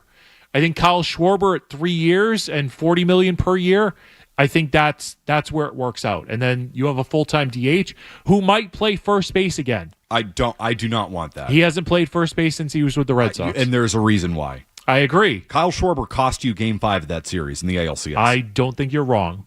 But that's not his fault, because he was not a first baseman. If Craig Breslow wants to rotate people through the DH spot, then Kyle Schwarber's got to go back to playing left field. He's got to go back to playing first base on occasion. And that's how the Red Sox might want to use the DH spot. Can we just get a real first baseman, somebody who's actually played there before? No. I don't like that. Because that would mean that you would have to care about defense. Like this Jorge Polanco thing, switch hitter. Love the switch hitter. I do too. Good hitter. Bad second baseman, bad third baseman. Can't field a look. But he might be able to play first base. Sweet Jesus. Tremendous. So you're going to go out and get Alonso and Polanco. Your right side defense blows. It's terrible. It's awful. You know how you make your pitching staff better? You field the ball. You actually get to the baseball, and here's the important thing, Matt McCarthy. You catch it in your glove cleanly, and you make a good throw to the actual base it's supposed to go to. That's how you make your pitching staff better. You don't give away extra outs. It's one of the many reasons I want Marte. And he's not a gold glover, but he belongs there. He belongs at second base. He's higher than a professional second baseman. He's higher than a professional outfielder. Above average. Yes. Give me above average, especially on the right side. I still... And Alonso's below average. I can deal with below average defense at first base if you've actually played there before. Like, he's a first baseman. He's not a gold glove first baseman, but he's a first baseman. I can accept that, but your second baseman has to be better. The rest of your infield defense has to be better. You know, have good fielders at second, short, third. Put your power hitter at first base and just have him catch the ball. That's worked in baseball since Doubleday was running around in the fields of Cooperstown.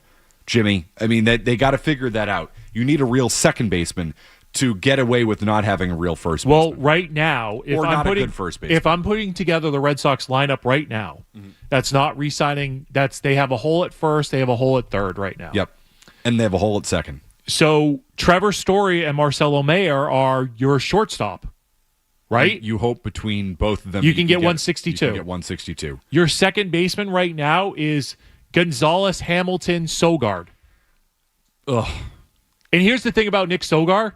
If we're playing 1990s baseball, Sogard, switch hitter. Agreed. He's Good probably fielder. your number two hitter. Yep. Fields the ball professionally, makes contact, barrels up the bat well, works counts. I saw him have a 20-pitch at bat in Worcester this year. I like Sogard. I love Sogar. He's a 28-year-old infielder who does everything well, and in a different era of baseball, he's a number 2 hitter.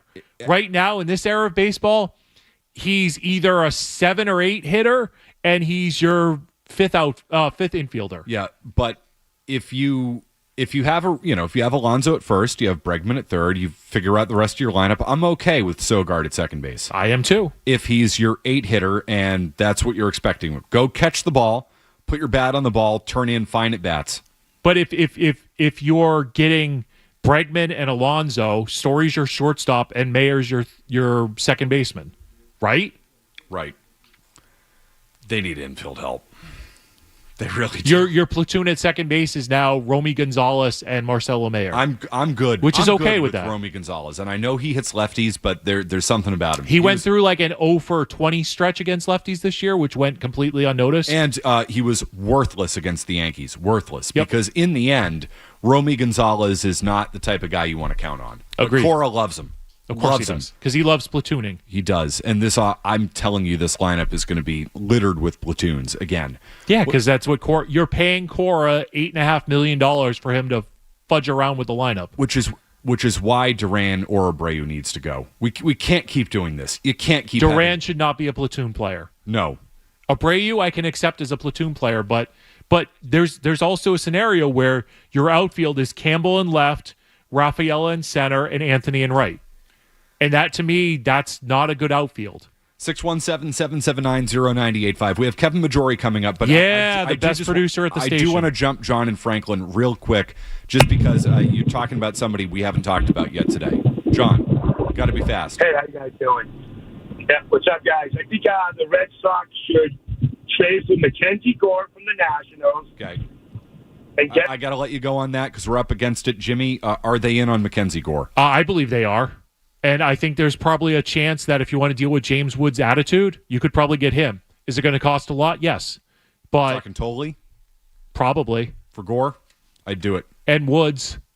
Like if you can get those two players, and that profiles, because Gore and Woods would be two players who are cost controlled in their 20s. Just give real quick because we're up against it. Yes or no answer. Are they? So they are in on Gore. That's what I think. Yeah. Are they in on Reagans? Yes. And Peralta. I think they've been in on Reagans for a while. And yes, I think they're in on Freddie Peralta too. Your guy. Yeah. It's like Steve. Cousin of Steve Peralta. 617-779-0985. Kevin Majori. We're going to talk. Number 2 starter, Freddie Peralta. I don't know if I like him as he number wins 2 Peralta starter. of the year. I get worried. That's a Section 10 joke. When the Brewers start trading guys, I get worried. I'd prefer Reagans. I'd prefer Gore. Kevin Majori, Bruins talk coming your way next. Bengals just came out and they're pushing it right in the Bills. That's right. One uncomfortable thing to watch. Boston's home for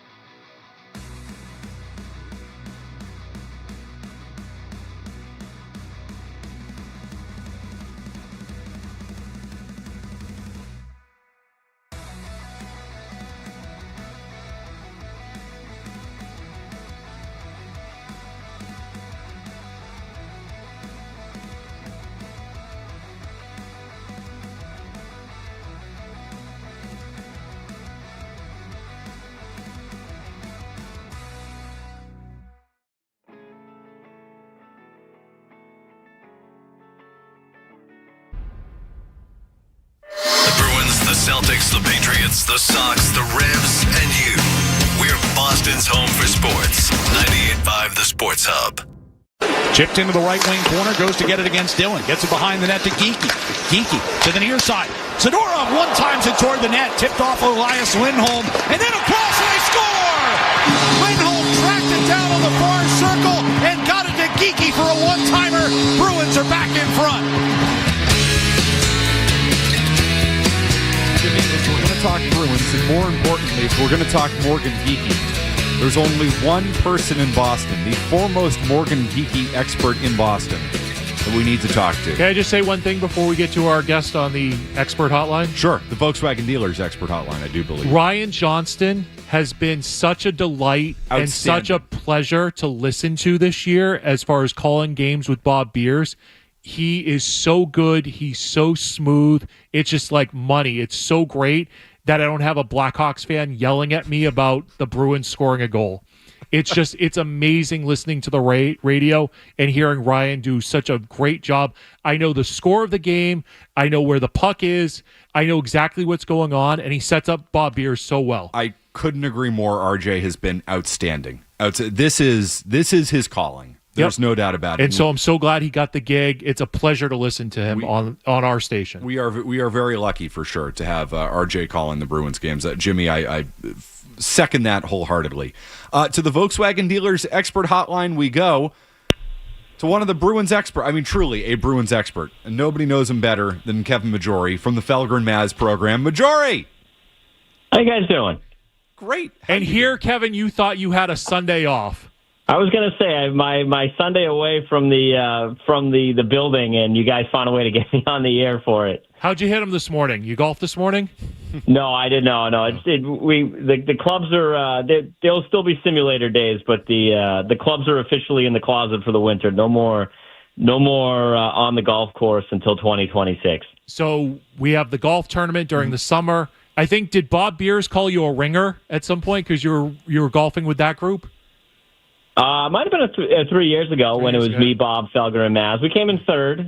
Same result this year with a different team, but still, I wouldn't call myself a ringer. I think it was just a group of good guys. I blame Felgar for that bad score somehow. Oh yeah, no doubt. 3 years ago, that's actually sure. That's an underperformance for that team. I agree. Felgar, Maz, you failed. Bob Beers, and Kevin Majori. Yeah. That's an absolute joke. No, this year, Jimmy, the boss himself put Majori on his team. Oh, that's a smart move. Very smart move from the very savvy Rick Radzik, putting Majori on his team. Yep. So he did not put me on his team. That's a smart move by him. Don't know why. No, Rick Radzik, great strategist. He knows the game very well. Jimmy, he has that figured out for sure. Majori, the Bruins have it figured out. What the hell has happened with this turnaround? What is the number one reason for this turnaround for the Bruins?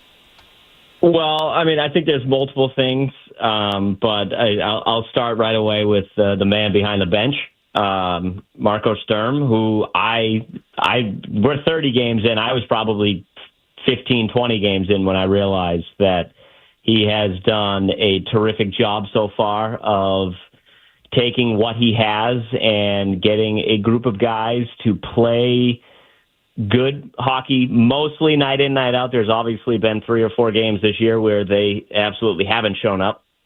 But I think the coach has assembled a team that plays for one another, plays their hearts out every night, and is he is, to me, the main reason why we're seeing this team on December 7th still in the Eastern Conference playoff structure. Which we go back to, about 10 days ago or whatever benchmark you want to use of the teams around American Thanksgiving tend to be in the playoff structure. Then they tend to be in the playoff structure in the spring, and I think the coach is the main reason for that. Are the Bruins this good, or does the rest of the conference kind of stink? Well, that's the other part. That's the other part to me is that the conference kind of blows. I was sitting there last night. I was at the game last night, and New Jersey's now lost 5 in a row. They've kind of plummeted a bit in the Metropolitan Division standings. But kind of going into the year, New Jersey has a lot of talent on the roster. I was at a game against Carolina a few weeks ago, and they have another talented roster. And I'm just kind of sitting there looking and saying, these teams are just teams. They're just teams that they have a bunch of good guys, and that's it. The conference, to me, I look at the conference as a whole, and they were really going into training camp, there were two teams that scared me, the Tampa Bay Lightning and the Florida Panthers. And the Tampa Bay Lightning and the Florida Panthers have been ravaged by injuries. Both teams, Tampa's jumped back to the top of the Atlantic, but they had missed a chunk of time. Hedman missed a chunk of time.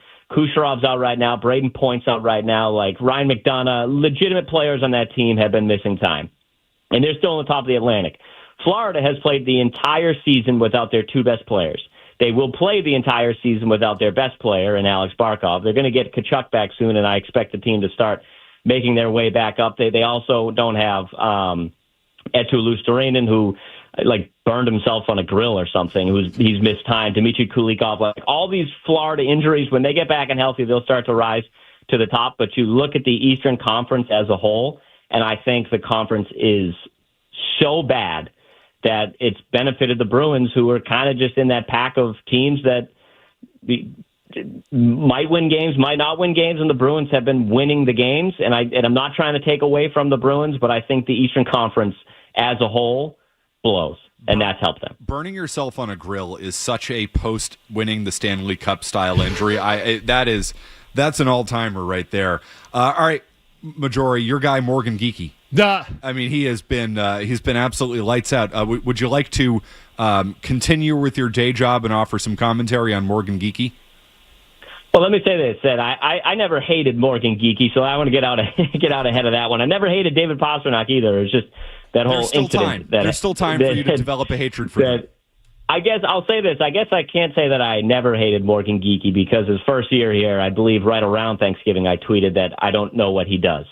And the last 2 years after Thanksgiving, after American Thanksgiving, he has completely turned it on. And this year, it's just been consistent across the board of being on. And he's got 22 goals, second in the league.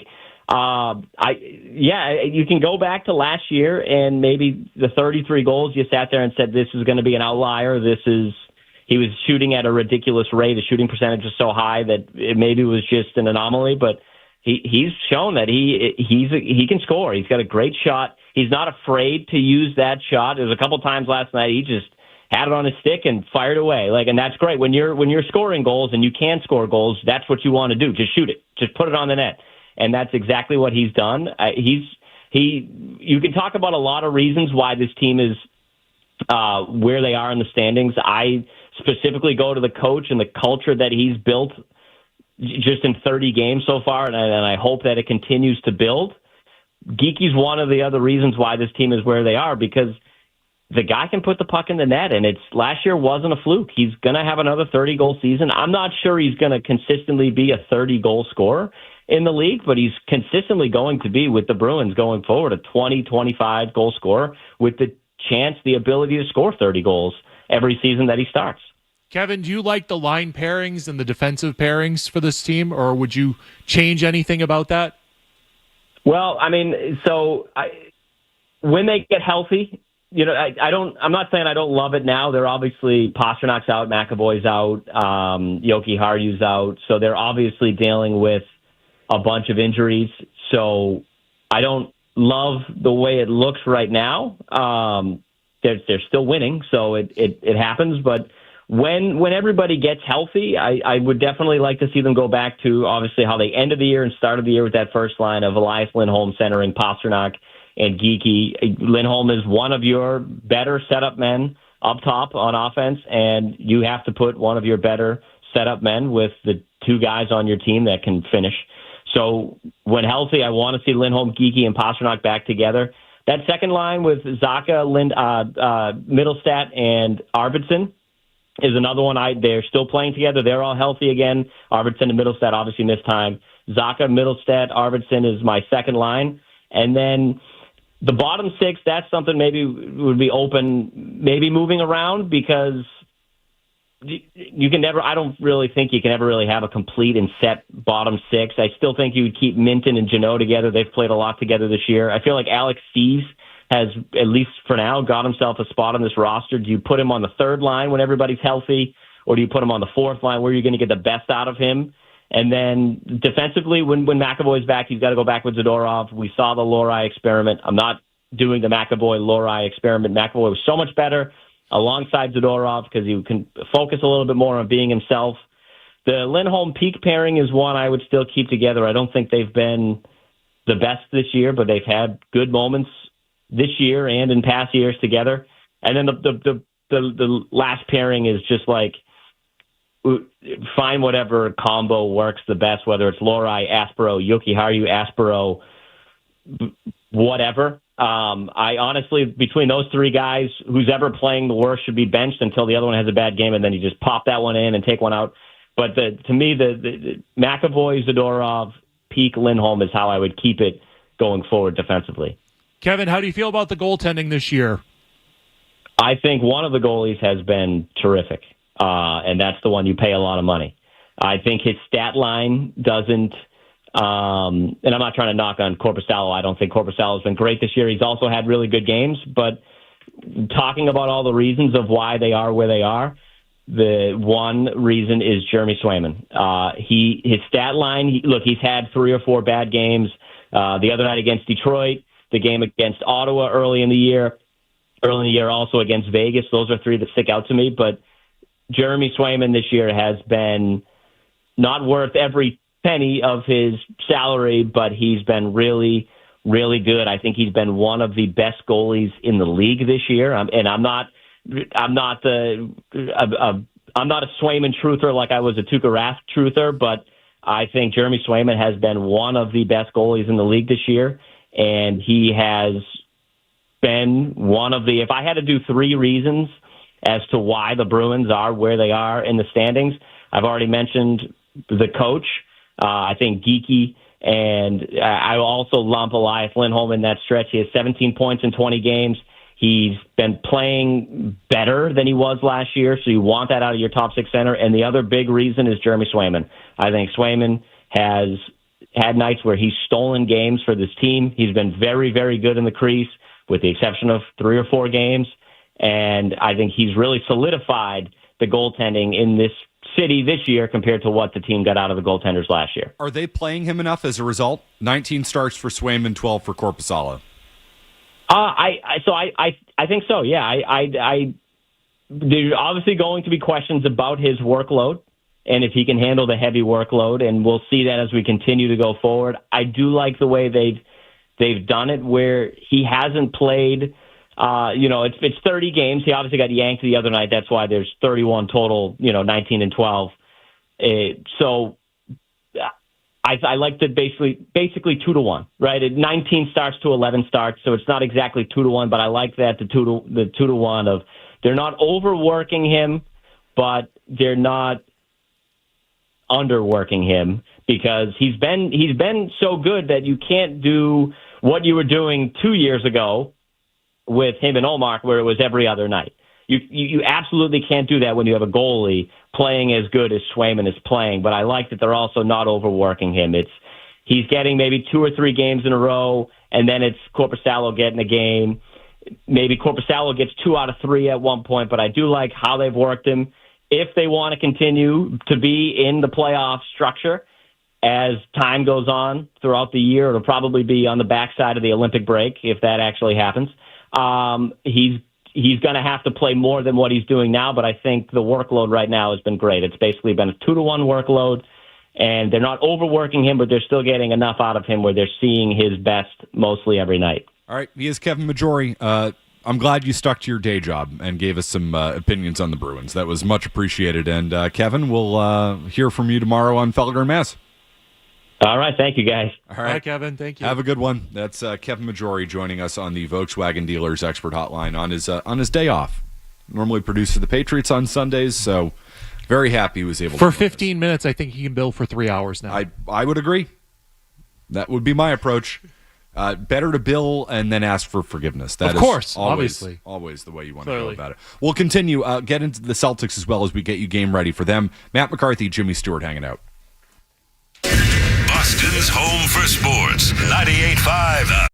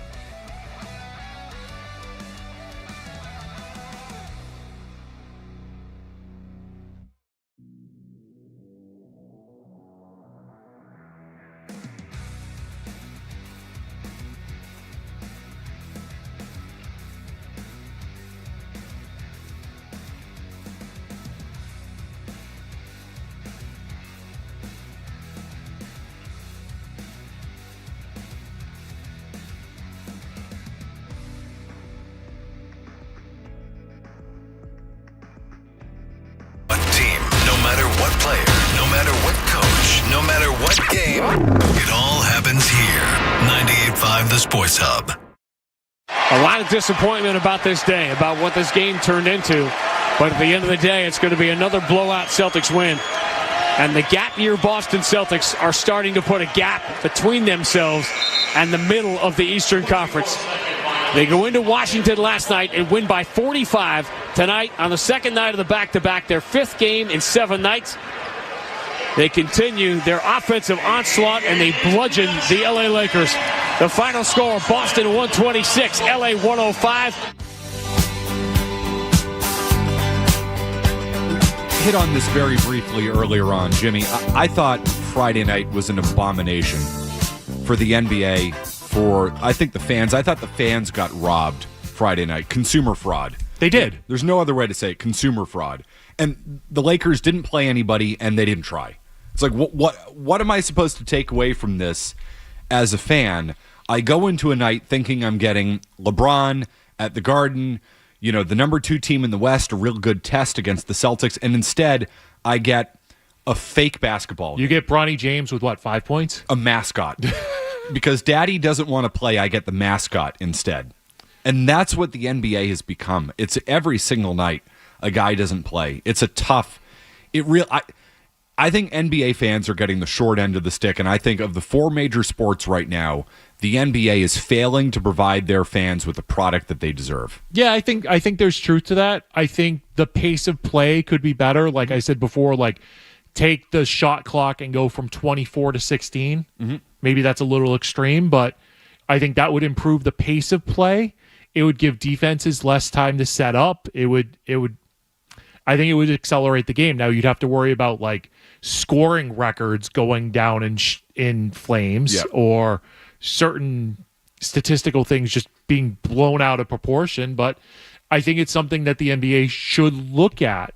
The other, if you want to do something really drastically and eliminate the math, take out the 3-point line. Couldn't agree more at this point. Or I'd like move to it see back. The game. Yeah, I'd like to see the game played in a different style. And now you're taking scoring records and being like, oh, now they're impossible to break because of the 3-point shot being there or not being there. But maybe do that's scoring records matter now? Does anybody care that the Celtics set the team record for most 3-pointers? It's more like individual. Okay, like so LeBron Ray and Michael Jordan, you're not touching them. I know.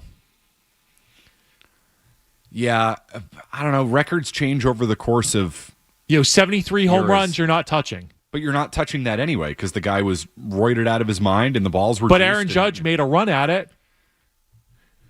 I hear you on that. Yeah, you probably can't eliminate the 3-pointer, but you need to emphasize. I'd eliminate the corner 3 is what I'd do. Or you have to make another adjustment to what illegal defense is, or illegal offense, or something like that.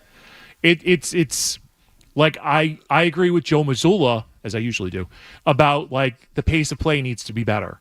And maybe that'll be a little a touch sloppier basketball, but the entertainment level will be there more. Style of play needs to be better. Pace of play needs to be better. Players need to actually play. Yeah. I thought that's the biggest one though, Matt, and you can do something with the schedule. So there was a time, I think, where the NBA really protected its Saturday night and its Sunday games. And I think you can go back to, if you know you've got Celtics Lakers Friday at 7, move that to Friday at 8 if it's in Boston, and make sure that the Celtics are not playing the Saturday after or the Thursday before. The Lakers are not playing the Thursday before and the Saturday after, and make sure that you give that game and those star players enough time so that there's no bailout. You can't do anything about Luka having his kid. No, I know. You can't do anything about that. That's out of your control. But it's a bigger problem. LeBron should have played in Boston. It's a bigger problem though in the NBA. You can say, all right, eliminate back-to-backs, or strategically place back-to-backs better. I just think at this point the cat's out of the bag, and if you let's just say, sake of discussion, no more back-to-backs in the NBA. We find a way to make that happen. Guys are going to start sitting out games anyway. I think the cat is out of the bag on this one. It could be true, but that's why I think they tried to make it for awards. You have to play at least 65 games. And it hasn't worked. No, because there are enough back-to-backs where they can and the real money also, So LeBron's like, yeah, I don't have to play this many games because I'm making $60 million. Yeah. It's a problem. 617. But LeBron made the right play to sacrifice his 10 points per game scoring streak. Wemby's going to be better. Wemby is going to be better than LeBron long term if he stays healthy. I like that take. I wouldn't complain about that. I would not complain about that one. But hey, you got Bronny. I was talking to a high level NBA person recently who was like, LeBron's the best to ever do it. His thinking is off the charts, amazing. But watch out for Wemby. If he stays healthy, he's figured out the game. He's going to be better than LeBron. He is the man. I'll put it to you. He is the man. Joe and Peabody. Hey, Joe. Thanks Hi, Joe. For hanging on. Hi, Jimmy. Hi, Matt. Jimmy, I hope you got to hear Matt the other night on that travesty known as Celtics Fakers. It was simply a colossal move on your part, Matt, on everything you said that night. Co-sign. I'm a hero. Yeah, I agree. Matt's usually right. I'm not sure if you remember this. 2 to 3 years ago, the Celtics played the Lakers on either a Thursday or Friday night at the Garden. The Lakers were scheduled to play Saturday night in New York on prime time, 8 o'clock on ABC, and both LeBron and the Unibrow sat out the entire Celtics game. And the Celtics lost. And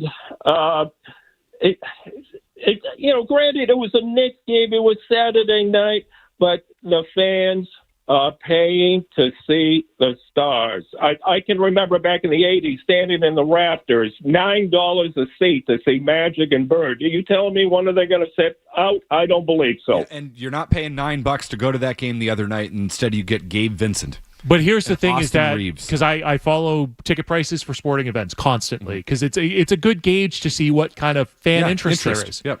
So a standing on the hardwood seat at one point was like $3,000, right? And that would be like the fourth row on the hardwood. Those is are like your 4,000. spots. Yes. Yeah. Most of the time, sometimes. And so if Jimmy's good to the Celtics, those are his spots. Yes, exactly. Got to get back there soon. But side topic. Keep saying nice things. You'll be back. I'm working on it. Don't worry. The holiday season is coming. Gotta make sure that I can touch the wood. So those seats, as soon as they announced LeBron was out, they went down to like $700 seats. Like, what a drop in price. And the building was packed, and I think everybody was happy that the Celtics blew them out, and it was garden party and all that stuff. But that's the level that LeBron James has, where you take what would be a $4,000 seat and it drops to like $700. Star power matters. Yep. Which is why I want to get your thoughts on the Giannis situation. Yep. We'll do that next as we get you game ready for Celtics Raptors this afternoon. Grandy and Max taking over at 3 o'clock. More on the Giannis thing next. Boston's home for sports. 98.5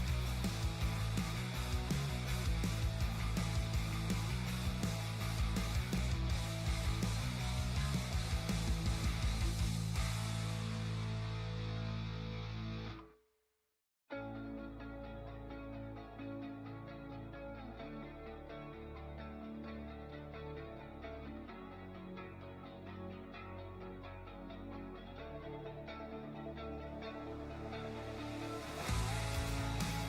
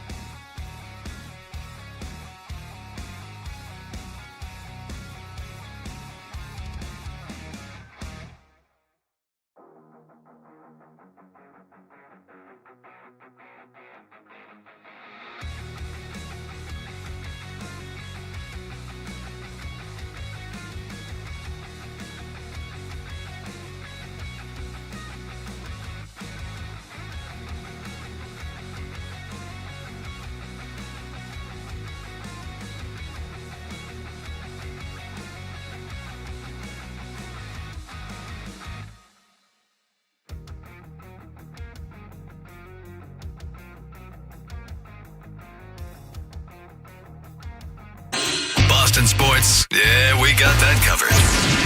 98.5 The Sports Hub. So here we go again. There's been no conversations. I want to make it clear just for I would say one more time, but for the 50th time, it clearly is not getting the one network for sure. Giannis has never asked to be traded. Ever. You got one title. That's an underachievement. See, I just had to mention the name Doc Rivers. Oh, it get you very mad, very upset. It's Michael Corleone at the end of the fact that it makes me very angry. No one has blown more playoff leads than Doc Rivers. He won because Thibodeau was running the team, the defense. Lawrence Frank has been an okay coach outside of that, but the assistants were he spent more time in Orlando than he did here. But, we don't talk about that because, Doc Rivers, he gives good promos. He talks to people very nicely off the record. So, yeah, sure, Doc Rivers, greatest of all time. There's a banner with Doc Rivers' name on there. Sure, okay, no problem. Is he going to be able to keep Giannis in Milwaukee? Well, I think that's more of a Giannis thing. I mean, ultimately, I think Giannis ends up with the Knicks. I've felt that way for months. I think there's some technicality where Mikal Bridges can only be traded after a certain date. So I think when we get to February, the NBA trade deadline, I think that's when Giannis ends up in New York. Do I think that the Celtics are in on Giannis? Yes. I think they have loved Giannis for a long time. They're high-ranking members of the organization who have loved Giannis for a long time. I think they've probably tried to, through back channels, tried to talk him into Boston. I think if a deal with the Knicks falls through, Boston is on that list of teams that Giannis would want to go to. And I think the Celtics would want that. I also will say this. If you want to do the math on a trade, Derek White, Sam Hauser, Anthony Simons. Oh, God. How do you sell that to Bucks fans? And, pick swaps and whatever. Right, and a million of those, but you can't sell that to Bucks fans. That's not my problem. It's not my problem with what the Bucks want. It could be the best offer of where Giannis wants to go because the players dictate where they want to go in this league. So if Giannis wants to be a Celtic, you got to work that out. And I think the Celtics would welcome it. Can you imagine a poster? Tatum, Brown, Giannis. The big three. Right? Those are all top 20, top 15 players in the league. Would that work? Yeah, because they would want to make it work. It works on paper. But putting together super teams in the NBA has not worked recently. Does it work here? Tatum, Brown, Giannis? I think so, because if Giannis is a kick and drive player, a drive and kick player, then your corner threes are now open. You're creating more one-on-threes so that Peyton Pritchard in the corner can hit an open three and hit it at a high level. I think Giannis works here. Okay, so I want it too because he gives them size, and they don't have a lot of size. Size and defense. Although Felger tells me that Giannis blows. Well, and he watches these Bucks games. Take it with a grain of salt. So also I would tell you that the coaching kind of blows in Milwaukee, so maybe that's the reason why Giannis blows. Does it kind of blow in Milwaukee? No, it's terrible. But, Doc gives a good interview, so neat. Sean Silver's here. He's going to take over for the Celtics games. We got to get Silver up on this as well. Silver, you're one of the true hoop heads at the station. Get your mic turned on there. Thank you, man. Thank you. Hi, Sean. Does that deal make sense? Just in a pipe dream, Giannis, Jaylen Brown, Jason Tatum. Does that work? You tell me. You got to consider the context of where they are in their careers, right? I mean, these are three guys who each have one ring. Okay? Mm-hmm. Put them together. How many more rings can you actualize there? I mean, that's the dream. That's what LeBron 15 years ago was saying when he came out with Bosch and Wade. We're going to have 6 rings over here. The sky's the limit with that pairing. Now, it hasn't worked. We haven't seen repeats in the NBA since the Warriors, really, right? And really all repeats are built around having generational talents leading the way. I don't see how you miss with that. Jimmy says they're in. I think they're in. We'll see if it happens. Maybe Grandy and Max on the fastest 30 minutes on the NBA say differently, but I think they're in. We'll find out. Grandy and Max coming your way next. George Sabal. Support the artists. Listen on the radio. I will be listening on the radio.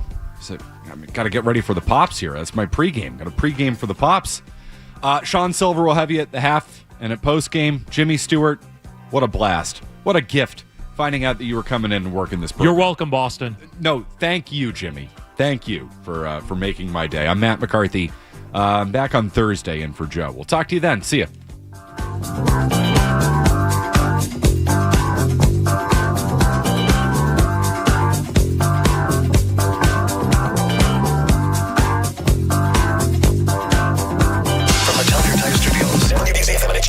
It's not just the